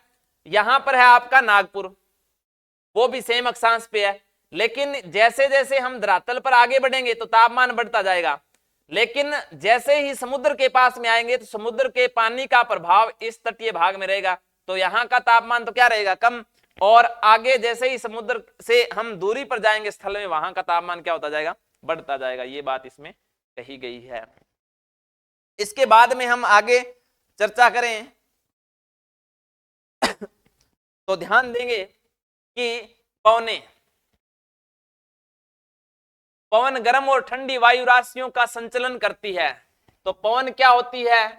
पवन होती क्या है वो देखेंगे। पवन उच्च वायुदाब से निम्न वायुदाब की ओर जो संचलन होता है उसे ही हम क्या बोल देते हैं? हवा, पवन या समीर बोल देते हैं। ठीक है, तो उच्च वायुदाब से निम्न वायुदाब की ओर जो प्रवाह है, संचलन है, उसे हम क्या बोल देते हैं? पवन। और पवने ठंडी और गर्म होती है, वो वहां की जलवायु या वहां के क्षेत्रीय प्रभाव के कारण होती है। अगर पवने किसी पानी वाले क्षेत्र में, समुद्र वाले हिस्से में, नदी वाले हिस्से से गुजरेगी तो वो ठंडी होगी, और अगर वो मरुस्थलीय इलाकों से गुजरेगी, शुष्क भाग से गुजरेगी, तो वो कैसी होगी? वो होगी गर्म। पंजाब, हरियाणा, राजस्थान और मध्य प्रदेश जैसे राज्यों में प्राय पवने पश्चिम से चलती है। ये पवने अरब के रेगिस्तान से चलकर अफगानिस्तान होते हुए शुष्क व गर्म पवने लेकर आती है। ग्रीष्म काल में भयंकर ताप लहर हीट वेव के कारण बनती है। सर्दियों में हिमालय से ठंडी पवने हिमालय के गिरिपाद यानी फुट हिल के नीचे की प्रवेश करती है, जिससे शीत लहरें बनती है। जो आपकी गर्म ताप लहर है, जिसे हम लू भी कह देते हैं, तो सीधी सी बात यहां पर बताई गई है कि अगर कोई शुष्क भाग होगा, मरुस्थल भाग होगा, तो वहां पर चलने वाली हवाएं कैसी होगी? गर्म होगी, गर्म पवने। जबकि ठंडे भागों से चलने वाली पवने क्या होगी? शीत होगी। पवने न केवल तापमान को प्रभावित करती है, बल्कि आर्द्रता और उसके परिणाम स्वरूप होने वाले वर्षण को भी प्रभावित करती है। तो कहने का मतलब, अगर पवने शुष्क होगी, पवने क्या होगी? शुष्क होगी, गर्म होगी, तो फिर इससे वर्षा नहीं होगी। अगर पवने आर्द्र होगी, पवनों में नमी की मात्रा होगी, पवने कैसी होगी? आर्द्र होगी, नमी की मात्रा होगी, संतृप्त होगी, तो फिर जिस भी क्षेत्र से गुजरेगी और जहां भी अवरोध होगा वहां पर अधिक वर्षा करेगी। तो आर्द्र, नमी युक्त, संतृप्त पवने क्या करती है? वर्षा करती है। जैसा कि हम देखते हैं कि मरुस्थल से आने वाली हवाएं शुष्क होती है, इसके विपरीत समुद्र से आने वाली पवने धरातल पर नमी लाती है, जिसके परिणाम स्वरूप वर्षा होती है। हम शीघ्र मानसून पवनों के बारे में जानेंगे। तो सेम स्थिति है कि अगर इस स्थल से, ये मान लेते हैं अरब मरुस्थल हो गया, इसके बाद में आपके अफगानिस्तान, यहां पर पानी का कोई स्रोत नहीं होने के कारण ये पवनें कैसी हुई, शुष्क हुई। अब शुष्क है, पश्चिम से पूर्व की ओर बह रही है, तो ये कैसी होगी, गर्म पवनें हो गई। लेकिन अगर समुद्र से स्थल की ओर जाएगी तो इन पवनों में आ जाएगी आर्द्रता यानी नमी, और जब ये स्थल पर आएगी तो क्या करेगी, वर्षा करेगी। और इसी प्रकार की पवनें कौन सी हैं, मानसून। तो यहां पर स्थलाकृति की बात की, किसी क्षेत्र में धरातल के अभिलक्षण की समग्रता जिसमें पहाड़, पहाड़ियां, घाटियां और तट सम्मिलित है। तो स्थलाकृति के बारे में बात करते हैं। स्थलाकृतियां जो होती है वो तृतीय श्रेणी के उच्चावच है, तृतीय श्रेणी के उच्चावच हैं, और जिसमें घाटियां हो गई, इसके बाद में क्या हो जाएगी आपकी, ढलान हो गए, पहाड़ हो गए, तो ये तृतीय। इसके बाद में स्थलाकृति, टोपोग्राफी। किसी क्षेत्र की स्थलाकृति भी वहां की जलवायु को निर्धारित करने में महत्वपूर्ण भूमिका निभाती है। उदाहरण के लिए हिमालय का काराकोरम पर्वतमालाएं भारतीय उपमहाद्वीप, मध्य एशिया के ठंडे रेगिस्तान की पवनों से बचाती है। तो यहां पर कहने की बात यह है कि जो आपका हिमालय है, ऊपर से आने वाली ठंडी हवाओं से क्या करता है, भारत की रक्षा करता है। तो मरुस्थल के लगभग समतल स्थलाकृति के कारण गर्म व शुष्क हवाएं बचाव के लिए कोई अवरोध नहीं लाती। अगले भाग में हम भारत के दक्षिण पश्चिमी मानसून के पश्चिमी घाट की भूमिका को समझेंगे। अब यह सब एक साथ देखें। किसी भी क्षेत्र में जलवायु उपयुक्त सभी कारकों पर सामूहिक रूप से निर्भर करती है। जो हमने बात की किसी भी क्षेत्र की, तो वहां पर सॉरी अक्षांशीय स्थिति, पर्वतों की स्थिति, समुद्र तल से ऊंचाई और पवनों की दिशा, ये सब क्या करती है, जलवायु को प्रभावित करती है। जलवायु 3 दशक या उससे अधिक समय में किसी क्षेत्र में तापमान, वर्षण, हिमपात, कोहरा, धुंध घटनाएं, पवन की दिशा के प्रतिरूप का वर्णन करती है। तो मोटे मोटे रूप में क्या है कि जो जलवायु है वो आपके मौसमी घटनाओं की 3 दशक या इससे अधिक समय, सीधी सी बात है कि आपकी जलवायु जो है वो लंबी दीर्घकालीन अवधि के जो परिवर्तन है उन्हें हम बोलते हैं। यही बात की, जलवायु 3 दशक यानी 30 वर्ष या इससे अधिक किसी क्षेत्र में तापमान, वर्षण और हिमपात, कोहरा, धुंध की घटना है, पवन की दिशा के प्रतिरूप का वर्णन सम्मिलित होता है। सूक्ष्म जलवायु से तात्पर्य एक छोटे से क्षेत्र में स्थानीयकृत जलवायु से है जो आसपास के क्षेत्र की जलवायु से अलग होती है। एक छोटे भौगोलिक क्षेत्र में तापमान, आर्द्रता, वर्षा आदि का न्यूनतम प्रतिरूप है। तो ये कोई प्रश्न वाली महत्वपूर्ण बात है नहीं, बस इतना सा ध्यान रखें कि 30 वर्ष या लंबी अवधि है उसे जलवायु कहते हैं। संकीर्ण घाटियों, कुछ जंगलों में अपनी सूक्ष्म जलवायु होने के कारण नगरीय उष्मा द्वीप, ये एक महत्वपूर्ण कथन के रूप में प्रश्न पूछा जा सकता है। ये कहा क्या गया कि संकीर्ण घाटियों, कुछ जंगलों, कुछ सूक्ष्म जलवायु, इसी प्रकार के नगरीय उष्मा द्वीप में भी होता है। ऐसे शहर जिसमें बड़ी संख्या में इमारतें, अन्य कंक्रीट संरचनाएं होती है, वनस्पति बहुत कम होती है, ये सभी उष्मा को बाहर जाने से रोकते हैं। ऐसे स्थान आसपास की तुलना में अधिक गर्म होते हैं। तो समझने वाली बात यह है कि नगरीय उष्मा द्वीप, नगरीय उष्मा द्वीप। अब ये नगरीय उष्मा द्वीप क्या है कि कोई शहर है, अब जो ये आपका शहर है, आसपास जंगल है, पेड़ पौधे हैं, जंगल है और क्या है, पेड़ पौधे हैं, तो वहां का जो तापमान है, टेम्परेचर है, वो संतुलित है, अधिक ज्यादा मात्रा में गर्म नहीं है, अधिक ठंडा नहीं है। लेकिन जो शहर है वो पूरी तरह से क्या है, कंक्रीट युक्त है, कंक्रीट, ना ही यहां पेड़ पौधे हैं। इस कारण ये उष्मा को केवल और केवल अवशोषित करता है और आसपास के वातावरण से शहर क्या हो जाता है, गर्म हो जाता है। इसको ही हम क्या बोलते हैं, नगरीय उष्मा द्वीप। इसी प्रकार जैसे आसपास की पर्वतीय क्षेत्र है, उनके बीच की जो घाटियां हैं वो गर्म हो जाती है, इसी को हम क्या बोल देते हैं, उष्मा द्वीप। उष्मा का एक क्षेत्र विशेष में अधिक तापमान का होना, प्रभाव, और शहर के आसपास के क्षेत्र से ज्यादा गर्म होना क्या कहलाता है, नगरीय उष्मा द्वीप। सूक्ष्म जलवायु, स्थानीय वनस्पति और जीव जंतु, उगाई जाने वाली फसल मानव स्वास्थ्य कल्याण पर प्रभाव डालती है।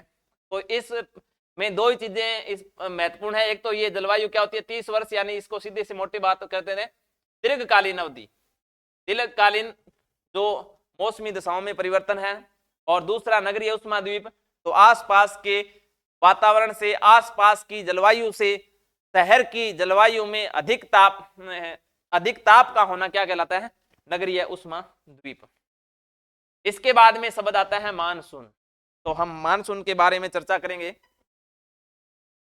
तो बने रहें।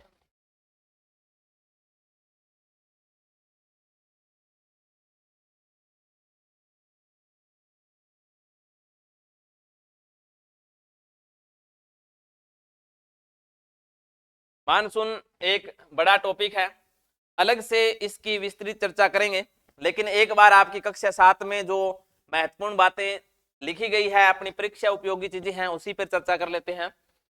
मानसून भारत के जीवन का केंद्र है। मानसून स्वाभाविक है कि भारत बड़ी जनसंख्या, जिसमें खाद्य आपूर्ति कृषि से उत्पन्न होती है, और कृषि पूर्णतः किस पर पर आश्रित है, मानसून पर है। इसलिए मानसून भारत में जीवन का केंद्र है। मानसून महीनों के दौरान यानी मानसून के जो महीने होते हैं उनके दौरान नदियां जल से भर जाती है, मिट्टी में नमी आ जाती है, फसलें उगती है और जीवन फलता फूलता है। सॉरी, अगर हम मोटे रूप में बात करें तो जब अच्छी बारिश होती है, फसलें अच्छी होती है और जीवन खुशहाल होता है। यहां बताया गया है कि मानसून का शाब्दिक अर्थ के रूप में, तो शाब्दिक अर्थ के रूप में बात करें, मानसून अरबी भाषा के मौसम शब्द से आया है। तो दोबारा ध्यान देंगे, एक बार हमने पहले ही चर्चा कर ली थी। मानसून जो शब्द है यहां पर क्या कहा गया है कि ये अरबी भाषा का है। सॉरी, मानसून शब्द जो है वो अरबी भाषा के जो शब्द है जिसका नाम क्या है, मौसम। तो जो मानसून है ये अरबी भाषा का कौन सा शब्द, मौसम, और इस मौसम का अर्थ है ऋतु। इस मौसम का अर्थ क्या है, ऋतु। तो मानसून शब्द किस शब्द से बना है, तो ये अरबी भाषा के मौसम शब्द से बना है, और इस मौसम शब्द का अर्थ क्या है, ऋतु, जिसका अर्थ होता है ऋतु। यह शब्द हिंद महासागर, ऑस्ट्रेलिया, अफ्रीका, दक्षिणी एशिया सहित आसपास के क्षेत्र में मौसमी पवनों के संदर्भ में है। तो यहां ध्यान देंगे कि जो आपका यहां पर है हिंद महासागर, ऑस्ट्रेलिया, तो इसके इस साइड में आ जाएगा ऑस्ट्रेलिया, हिंद महासागर के पश्चिम में है अफ्रीका, और ये दक्षिणी ये जो एशिया हो गया, आसपास के यहां पर जो पवनें चलती है उन पवनों को क्या बोलते हैं, मानसूनी पवनें। यहां पर आपके जानकारी दी नहीं है, लेकिन आपको अवगत करवा देते हैं कि जो मानसून शब्द है ये दिया था हिप्पल्स ने, और मानसून की विस्तृत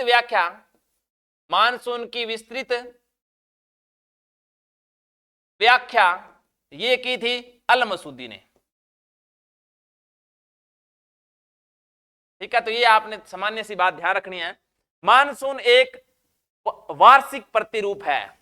तो मानसून जिसमें मानसून का आना, मानसून का लौटना, तो ये पूरे वर्ष का यानी वार्षिक प्रतिरूप है। मानसून की क्रियाविधि जटिल होती है, परंतु यह इस साधारण तथ्य पर आधारित है कि भूमि समुद्र की तुलना में शीघ्रता से गर्म व ठंडी होती है। मानसून तापमान, वायुदाब, पवन गति के बीच संतुलन मूलभूत संबंध के सामने लाता है। सरल शब्दों में कहें तो ग्रीष्म ऋतु आरंभ होती है, एशियाई भूभाग गर्म हो जाता है, जिससे उस क्षेत्र में एक शक्तिशाली निम्न दाब का क्षेत्र बनता है। चूंकि पवनें उच्च वायुदाब से निम्न वायुदाब की ओर बहती है, ध्यान रखेंगे इस बात को, पवनें उच्च वायुदाब से कहां बहती है, निम्न वायुदाब की, इसलिए पवनें ठंडे उच्च दाब वाले महासागर गर्म भूभाग की ओर चलती है। समुद्री पवनें नमी लेकर आती है, गर्म भूभाग में सम्मिलित होती है और फिर भारी मानसूनी वर्षा होती है। इसलिए मानसून का अर्थ सामान्यतः पवनों की अपेक्षा मौसमी वर्षा से है। कहने का भाव यह है कि ये है आपका भारत का मानचित्र, और यहां पर है थार का मरुस्थल। यहां पर कौन सा मरुस्थल है? थार का मरुस्थल। अब थार का मरुस्थल है, यहां पर दो चीजें ध्यान देंगे, एक होता है तापमान और एक होता है वायुदाब। तापमान और वायुदाब का विपरीत संबंध है, विपरीत संबंध है। अगर तापमान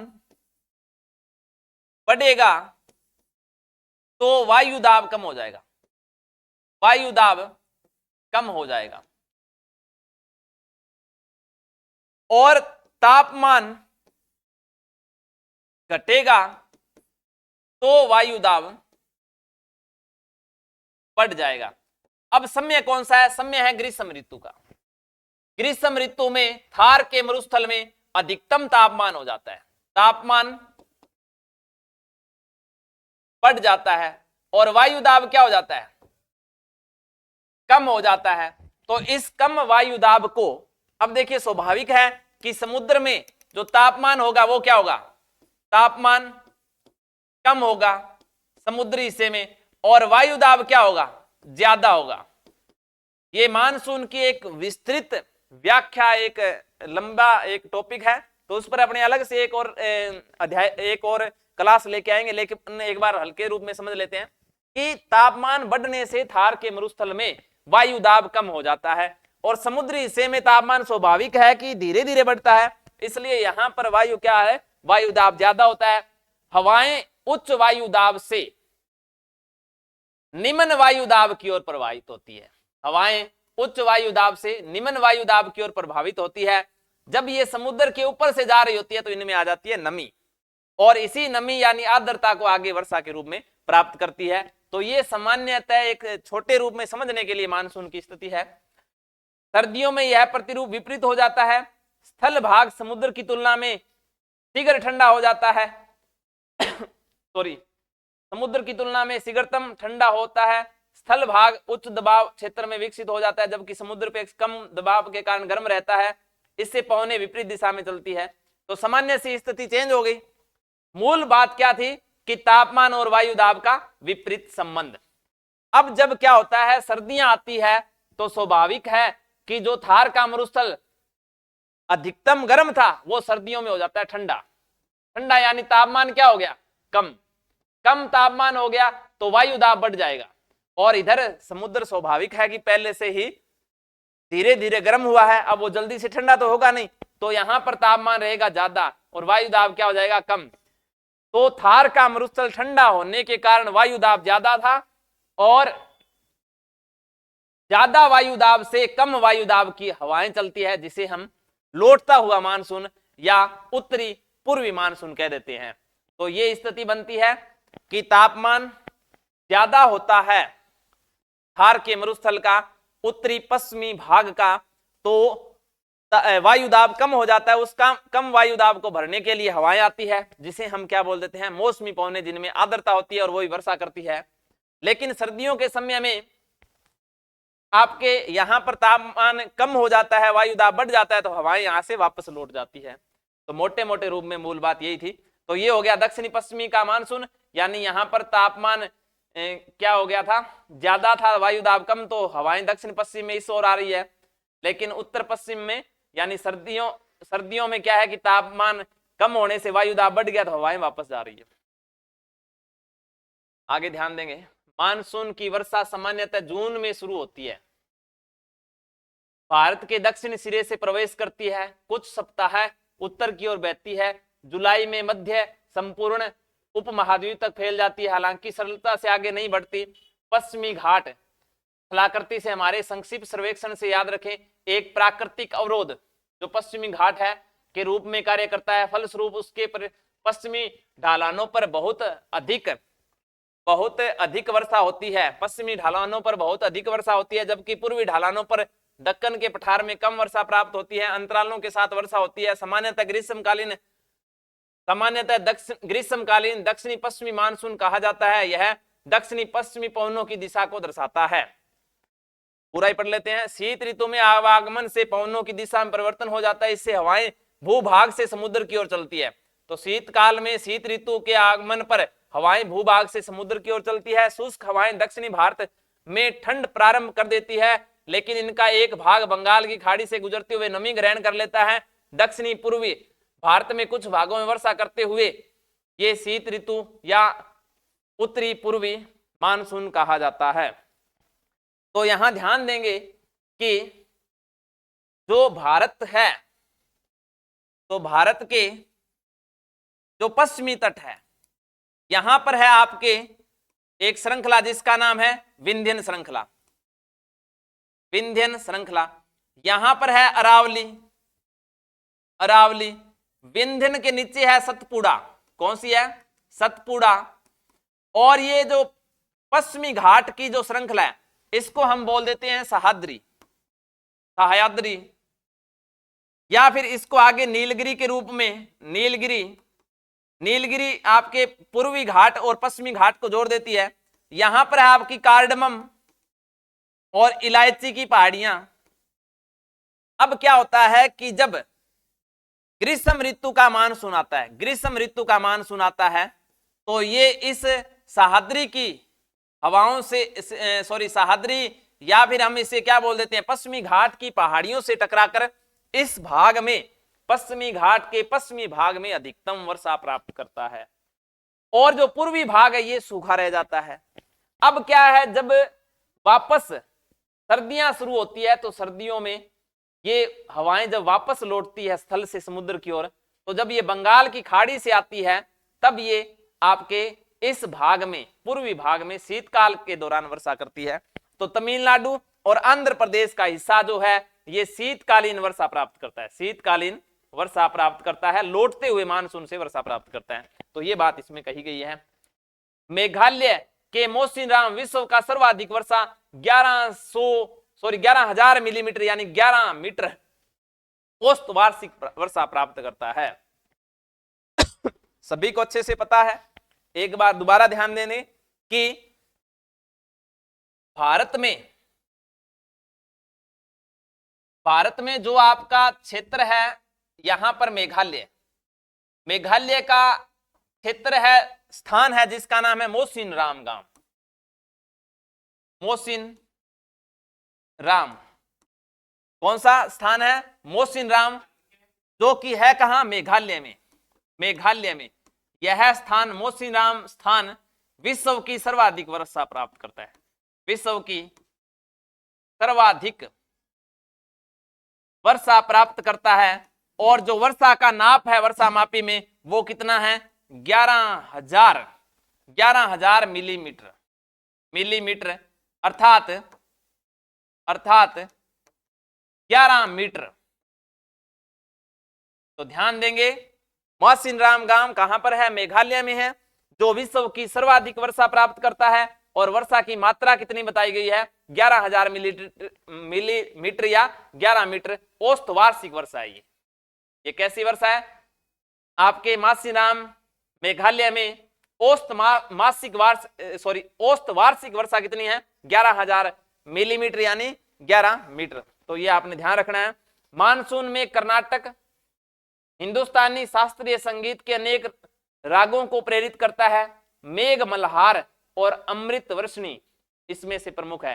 तो ये स्वाभाविक सी बात है, अलग अलग कल्चरल क्षेत्र जिसमें हम सांस्कृतिक क्षेत्र, खान पान, रीति रिवाजों की बात करें तो वहां पर अपने राजस्थान में बात करें या कर्नाटक में बात करें तो वर्षा को गीतों के रूप में गाया जाता है। और जो यहां पर हिंदुस्तानी शास्त्रीय संगीत की बात करें जो कर्नाटक में है, वहां पर रागों के रूप में मानसून को गाया जाता है, जिसमें मेघ मल्हार और अमृत वर्षणी ये दो प्रमुख रागें हैं जो कहां की है? कर्नाटक की है, जो किससे संबंधित है? मानसून से संबंधित है। आगे बढ़ेंगे तो ध्यान देंगे, भारत में मानसूनी वर्षा का पूर्वानुमान सदैव से ही जीवन का एक महत्वपूर्ण पक्ष रहा है। हमारे पूर्वजों ने अपने आसपास के प्राकृतिक संकेतों को ध्यान में रखा अनुभवों को स्थानीय पारंपरिक ज्ञान विकसित किया। यह पारंपरिक ज्ञान एक महत्वपूर्ण विरासत है जिसे हम संरक्षित करना चाहेंगे। उदाहरण के रूप में कोंकण तट पर मछुआरे मानसून के आगमन की भविष्यवाणी करते हैं। कोंकण तट, तो एक बार दोबारा ध्यान देंगे, हर चीज को अपने साथ साथ में समझते भी जाएंगे। यहां पर जो ये तट है इसका नाम है सौराष्ट्र तट, सौराष्ट्र तट, या फिर इसे बोल देते हैं काठियावाड़ तट, काठियावाड़ तट। यहां इसके बाद में जो ये मुंबई तक का हिस्सा इसे बोलते हैं कोंकण तट, कोंकण तट। मुंबई से लेकर के आपके मंगलोर तक है, इसको बोल देते हैं कन्नड़ तट, कन्नड़ तट। और यहां पर केरल का जो तट है इसे बोल देते हैं मालाबार तट, मालाबार तट। इधर की बात करें तो आंध्र प्रदेश तक का जो हिस्सा इसे बोल देते हैं कोरोमंडल तट, कोरोमंडल तट। ये जो ऊपर का भाग है इसे उत्कल तट या उत्तरी सरकार तट, उत्तरी सरकार तट। जो आपके भारत के पूर्वी तटीय क्षेत्र और पश्चिमी तटीय क्षेत्रों के कुछ स्थानीय नाम हैं। तो यहां पर बात की गई है कि कोंकण तट, कोंकण तट जो ये वाला हिस्सा है, यहां पर मानसून के आवागमन की भविष्यवाणी वहां के मछुआरे करते हैं। दक्षिणी भारत में कुछ भागों में यह माना जाता है कि मानसून गोल्डन सावर ट्री या अमलतास केसरिया फस्तुआ खेलने से 50 दिनों के भीतर आ जाता है। तो यहां पर एक बार इसको साफ करके देखते हैं, होता है तो।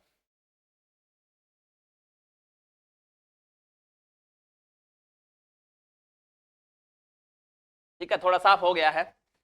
तो यहां दोबारा ध्यान देंगे कि आपके दक्षिणी भारत में कुछ भागों में यह माना जाता है कि मानसून गोल्डन सावर टी, तो एक शब्द है मानसून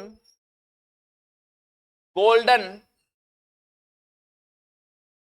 सावर ट्री। तो ये एक पेड़ है जिसका नाम क्या है, मानसून गोल्डन सावर ट्री, या फिर इसे क्या बोल देते हैं हम, अमलतास बोल देते हैं। क्या बोल देते हैं, अमलतास। अमलतास का ही नाम क्या है, मानसून गोल्डन सावर ट्री, क्योंकि अमलतास जो है वो मानसून के आगमन की भविष्यवाणी करता है। किस रूप में, इसे केसिया, इसका एक नाम और क्या आ जाता है, केसिया फिस्टुला। अमलतास को किस नाम से जानते हैं, केसिया फिस्टुला, जिसको हम अमलतास कह रहे हैं, केसिया फिस्टुला, या फिर इसे मान्यता हम क्या बोलते हैं, मानसून गोल्डन सावर ट्री।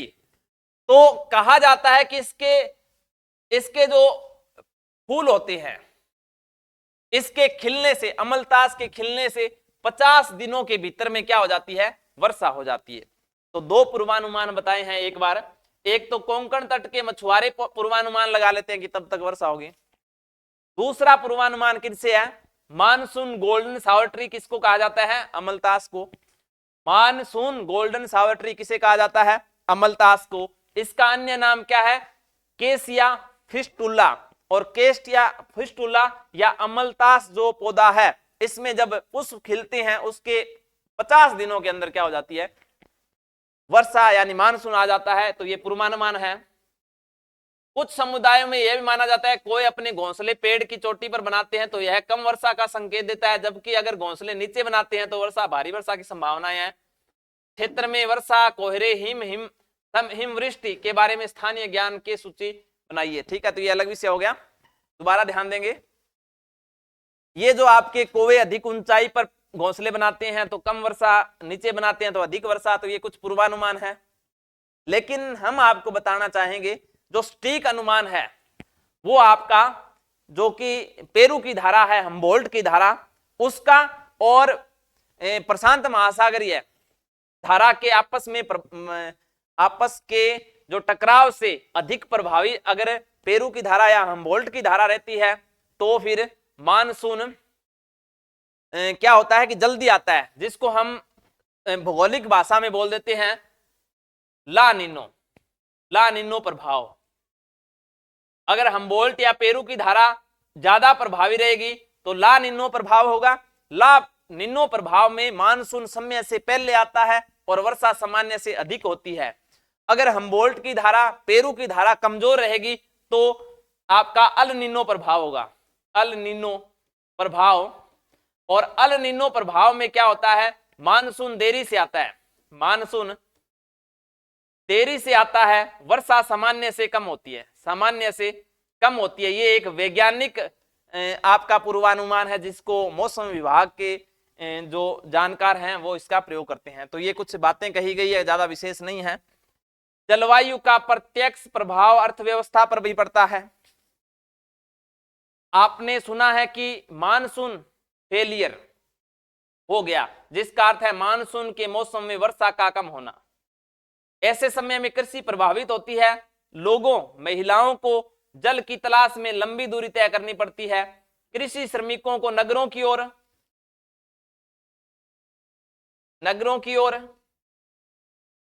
पलायन की संभावना होती है। तो ये सामान्यतः इसकी अवस्थाएं बताई गई है कि मानसून कमजोर होता है, मानसून ज्यादा प्रभावी नहीं होता, मोटे रूप में वर्षा जब कम होती है तो उसका स्थानीय प्रभाव जो ज्यादा रहता है। यहां पर कुछ त्योहार बताए गए हैं, जैसे बिहू हो गया, बिहू जो कि असम का त्योहार है।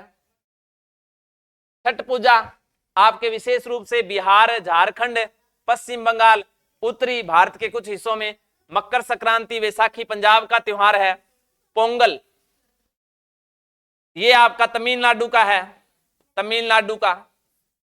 और ओणम ये केरल का त्योहार है, केरल का त्योहार है। हेमिस, हेमिस आपका लद्दाख का उत्सव है हेमिस। पोंगल इसी प्रकार का उत्सव है। और लोसुंग उत्सव ये सिक्किम का स्थानीय उत्सव है। गुड्डी पड़वा ये आपके प्रमुख उत्सव है। तो ध्यान देंगे, बिहू असम का स्थानीय सांस्कृतिक नृत्य कह दें, त्योहार बोल दें या उत्सव बोल दें। वैसाखी पंजाब का, पोंगल ये तमिलनाडु का, ये प्रश्न पूछे जाते हैं कई बार। हेमिस ये लद्दाख का पारंपरिक स्थानीय त्योहार है। लोसुंग उत्सव ये सिक्किम का भाग है। लोहड़ी ये पंजाब का या उत्तरी भारत में विशेष रूप से पंजाबी लोग ज्यादा मनाते हैं। ओणम ये केरल का है। गुड्डी पड़वा और ये इस पूर्वांचल भाग का क्षेत्र का।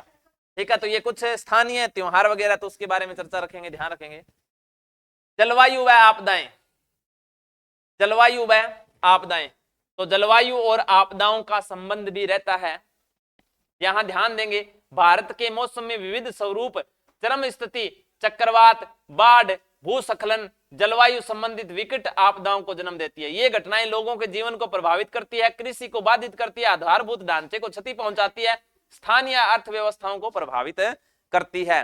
तो यहां ध्यान देंगे, चक्रवात, चक्रवात में गर्मियों के दिनों में तापमान बढ़ने से निम्न वायु दाब के केंद्र बनते हैं, निम्न वायु दाब के केंद्र बनते हैं। और इन निम्न वायु दाबों केंद्रों में बाहर से बहुत तेज गति से हवाएं आती है और ये एक चक्कर का रूप ले लेती है, जिसे चक्रवात की आंख कहते हैं, चक्रवात की आंख कह देते हैं। और जब ये बहुत तेज गति से घूमती है तो इस प्रकार से चलने वाले भागों को क्या बोल देते हैं, चक्रवात बोल देते हैं। चक्रवात अलग अलग क्षेत्रों में अलग अलग नाम से जाने जाते हैं। तो ध्यान देंगे, आपके मेक्सिको या यूएसए में चक्रवात को क्या बोल देते हैं, तो यहां पर बोलते हैं टोर्नेडो या हरिकेन। आपके ऑस्ट्रेलिया के पश्चिम तट में, ऑस्ट्रेलिया के तट के पास इसे बोल देते हैं बिल्ली बिलीज। और अगर हम बात करें कि चीन सागर में इन्हीं चक्रवातों को बोल देते हैं टाइफून। और अगर बात करें हिंद महासागर में तो यहां पर साइक्लोन या चक्रवात कह देते हैं, ये एक प्रकार की आपदा भारी जान माल की और नुकसान करती है। इसी प्रकार बाढ़, अनियंत्रित होकर पानी का चारों तरफ फैल जाना बाढ़ कहलाता है।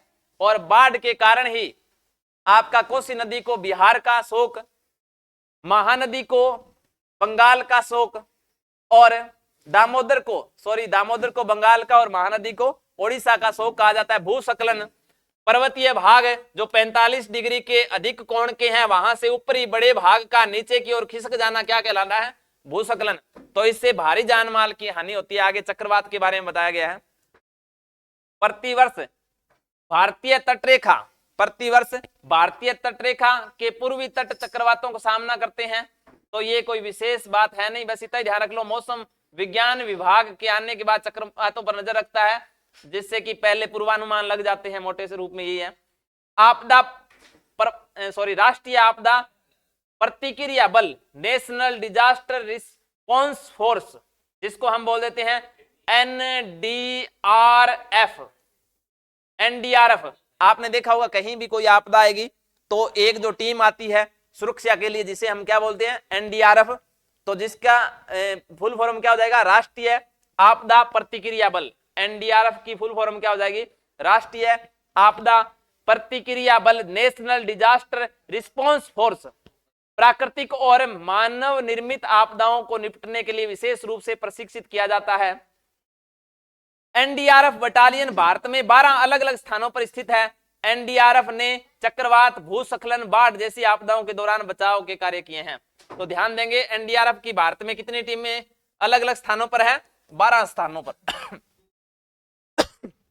तो चक्रवात के बनने की परिस्थिति या समुद्र में वायु दाब के कम होना, ये आपको बता दिया, जो कि चक्रवात उत्पन्न के एक कारण है।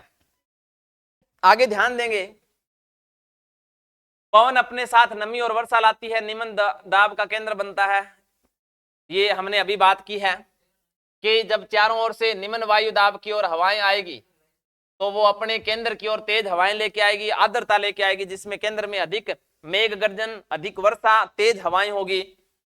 पवन नमी एकत्रित करती है, बादल बनते हैं, बाहर के अवदाब केंद्र की ओर घूमती है, यानी बीच के जो निम्न वायु दाब केंद्र है इसके चारों ओर हवाएं घूमती है। इस जो केंद्र को क्या बोलते हैं? चक्रवात की आंख बोलते हैं। क्या बोलते हैं? चक्रवात की आंख। तो आपसे पूछे कि चक्रवात के केंद्र में निम्न वायु दाब का क्षेत्र या भाग क्या कहलाता है? तो चक्रवात की आंख। यहां पर बाढ़ की बात की गई है। बाढ़ सामान्य रूप से जल शुष्क भूमि पर जल का अति प्रवाह होने लगता है, जिसे बाढ़ कह देते हैं। सामान्य रूप से जब शुष्क भूमि पर जल का अति प्रवाह होता है तो उसे बाढ़ कहते हैं। बाढ़ के कई कारण हो सकते हैं, मानव और कृत्रिम दोनों ही हो सकते हैं। भारी वर्षा, बादल का फटना, ये प्राकृतिक कारण है, और नदियों के वाहिकाओं के मार्ग को अवरोध कर लेना, ये आपके मानव निर्मित कारण है, जिसके कारण बाढ़ आती है, जो जान माल का भारी नुकसान करती है।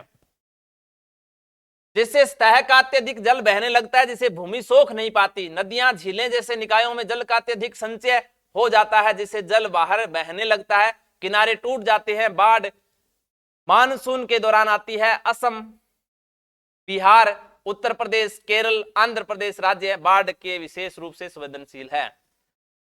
तो ये मुख्य रूप से आपका बिहार, असम हो गया, ब्रह्मपुत्र नदी मुख्य बड़ी नदी, बिहार कोसी नदी जिसे बिहार का शोक भी कह देते हैं, उत्तर प्रदेश इसमें गंगा और उसकी सहायक नदियां, केरल और आंध्र प्रदेश, ये जो भाग है ये बाढ़ से अधिक रूप से प्रभावित है।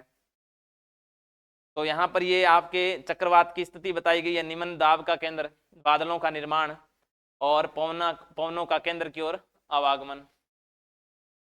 आगे ध्यान देंगे, चक्रवात की आंख। चक्रवात की आंख देखिए, ये जो निम्न वायु दाब का केंद्र है, तो हवाएं सारी की सारी इस ओर आ रही है, और यहाँ पर बादलों और बाकी सारे तेज हवाओं के कारण जो निम्न वायु दाब का चक्रवात के केंद्र में जो निम्न वायु दाब का केंद्र बन रहा है, निम्न वायु दाब का केंद्र बन रहा है, उसे क्या बोलते हैं? चक्रवात की आंख। हिमालय क्षेत्र में बाढ़ तब आती है जब हिम नदियां, झीलें सामान्य रूप से अधिक मात्रा में जल निकास करने लगती है। हिम नदियां होती है जिसे हम ग्लेशियर बोल देते हैं। ग्लेशियर जब पिघलते हैं तेज गति से तो पानी बड़ी मात्रा में आता है, जिसके कारण हिमालय क्षेत्रों में बाढ़ आती है। हिम नदियां, झीलें अपने जल को रोकने के लिए चट्टानों और हिम के एक अवरोध बनाती है। प्राय पिघलने हिमनद बहुत तेज से पिघलते हैं। यदि बहुत अधिक वर्षा होती है दबाव के कारण जल अवरोध को तोड़ सकते हैं। हिम नदीय विस्फोट ग्लेशियर वर्स्ट कहा जाता है, लोगों और संपत्ति को नुकसान होता है। तो सामान्य सी बात है कि ग्लेशियर जब तेज गति से पिघलते हैं, वर्षा तेज गति से आती है, तो जिसके कारण बाढ़ की स्थिति बनती है। तो यहाँ पर बताया गया कि 2013 में उत्तराखंड में कई दिनों तक लगातार भारी बारिश होने से अचानक हिमनदीय विस्फोट हो गया था, यानी जो हिमनद कह दें यानी जिसे हिमानी कह देते हैं, में तेज विस्फोट हो गया था, जिसके कारण पवित्र स्थल केदारनाथ मंदिर के आसपास के क्षेत्र पूरी तरह से नष्ट हो गए थे और यहाँ पर कुल मिलाकर 6000 लोगों की मृत्यु हुई थी। तो ये एक दृश्य बताया है 2013 का उत्तराखंड में, जो कि केदारनाथ मंदिर के आसपास की घटना है। आगे ध्यान देंगे, यहां पर एक बार इसको आप थोड़ा साफ कर लेते हैं अगर होता है तो।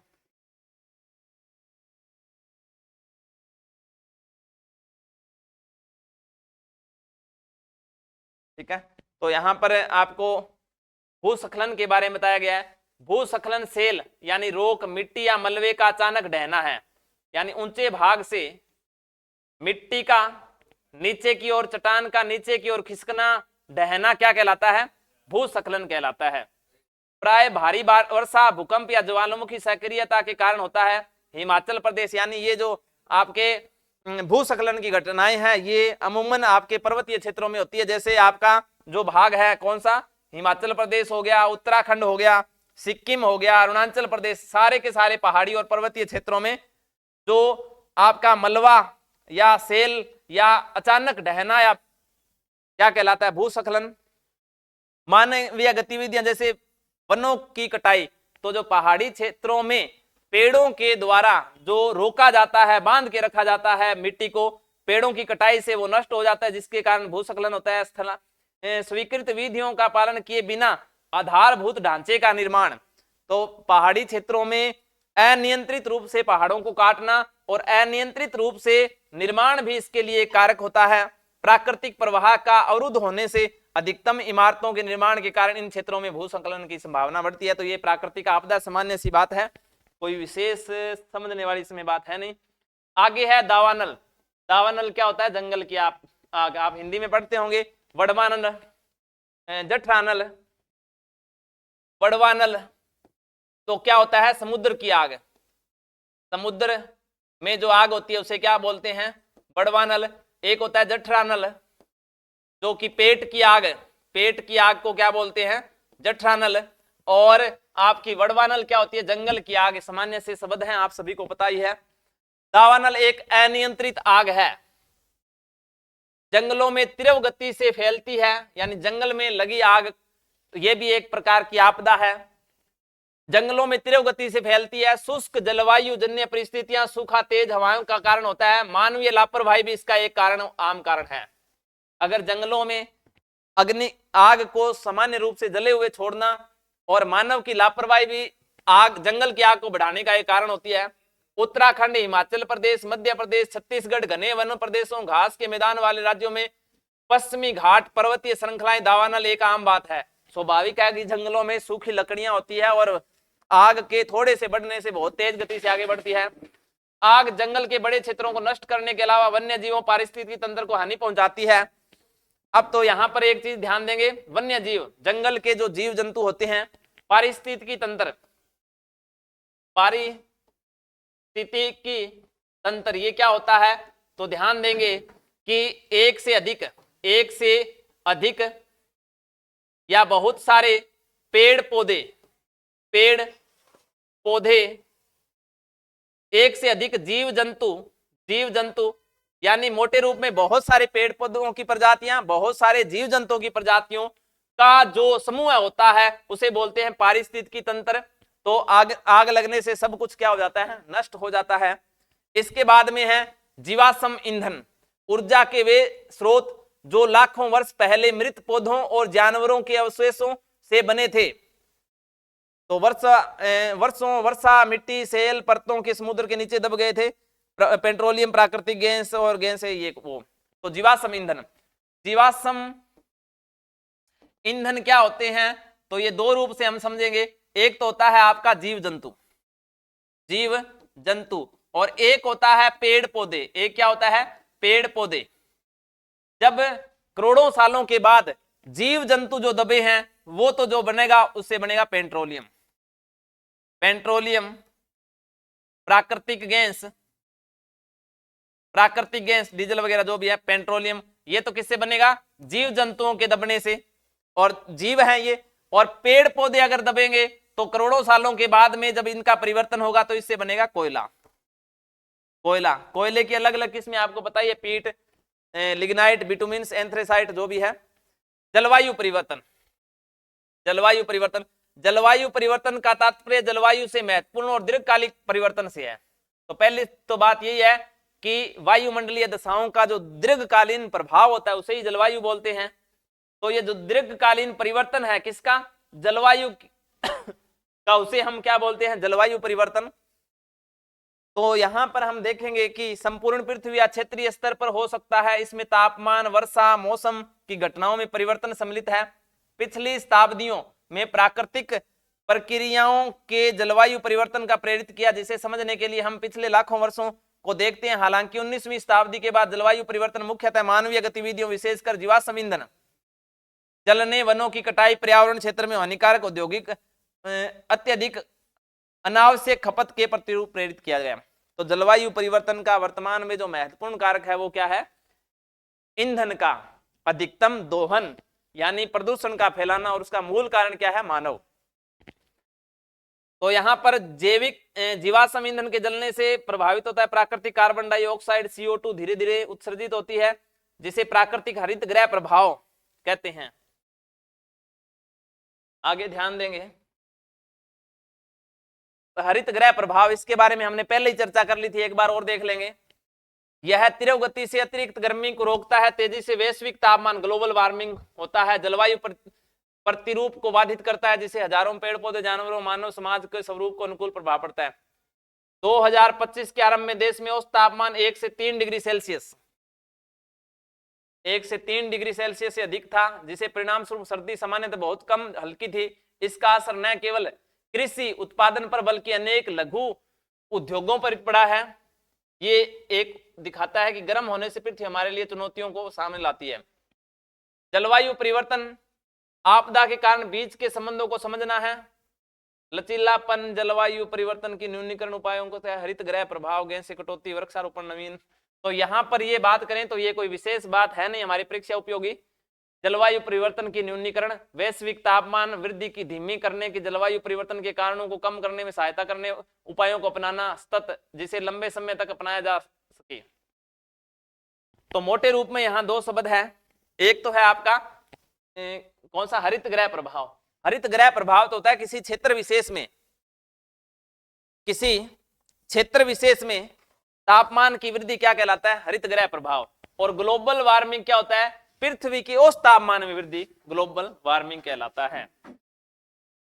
तो ये अध्याय आपकी समाप्ति की ओर है। तो इसमें कुछ प्रश्न आगे क्या दिया गया? भारत की विविधतापूर्ण जलवायु इसकी भौगोलिक स्थिति से प्रभावित होती है, जिससे पहाड़, पठार और मरुस्थल सम्मिलित है। मौसम अल्पकालीन होता है, हमने पहले ही चर्चा कर लिया। मौसम कैसा होता है? अल्पकालीन। ऋतुएं प्रतिवर्ष आती है। जलवायु दशकों तक दीर्घकालीन प्रतिरूप को प्रतिबिंबित करते हैं। अक्षांश, ऊंचाई, समुद्र की निकटता, पवन, स्थलाकृति जैसे कारक जलवायु को निर्धारित करते हैं। मानसून कृषि के लिए महत्वपूर्ण है। फसल चक्र आजीविका को प्रभावित करते हैं। जलवायु सांस्कृतिक परंपराओं, त्योहारों, कृषि और आर्थिक क्रियाओं को जुड़ी होती है। जलवायु की समझ प्राकृतिक आपदाओं, बाढ़, चक्रवात के लिए रहने में सहायता करती है। जलवायु परिवर्तन मौसम और तापमान की अति की ओर ले जाता है। यह प्राकृतिक और मानवीय जीवन को गंभीर परिणाम है। ये सामान्यतः आपकी हल्की फुल्की विशेषताएं हैं जो आपके भारत की जलवायु को NCERT कक्षा 7 में जितना कुछ बताया गया था, कुछ उसको समझने के लिए आसपास की जो भी बातें थी उस पर हमने चर्चा की। आशा है कि आपको क्लास अच्छी लगी होगी।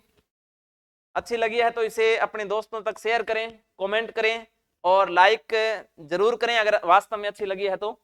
इसी के साथ हम नई क्लास के साथ में फिर मिलेंगे। धन्यवाद।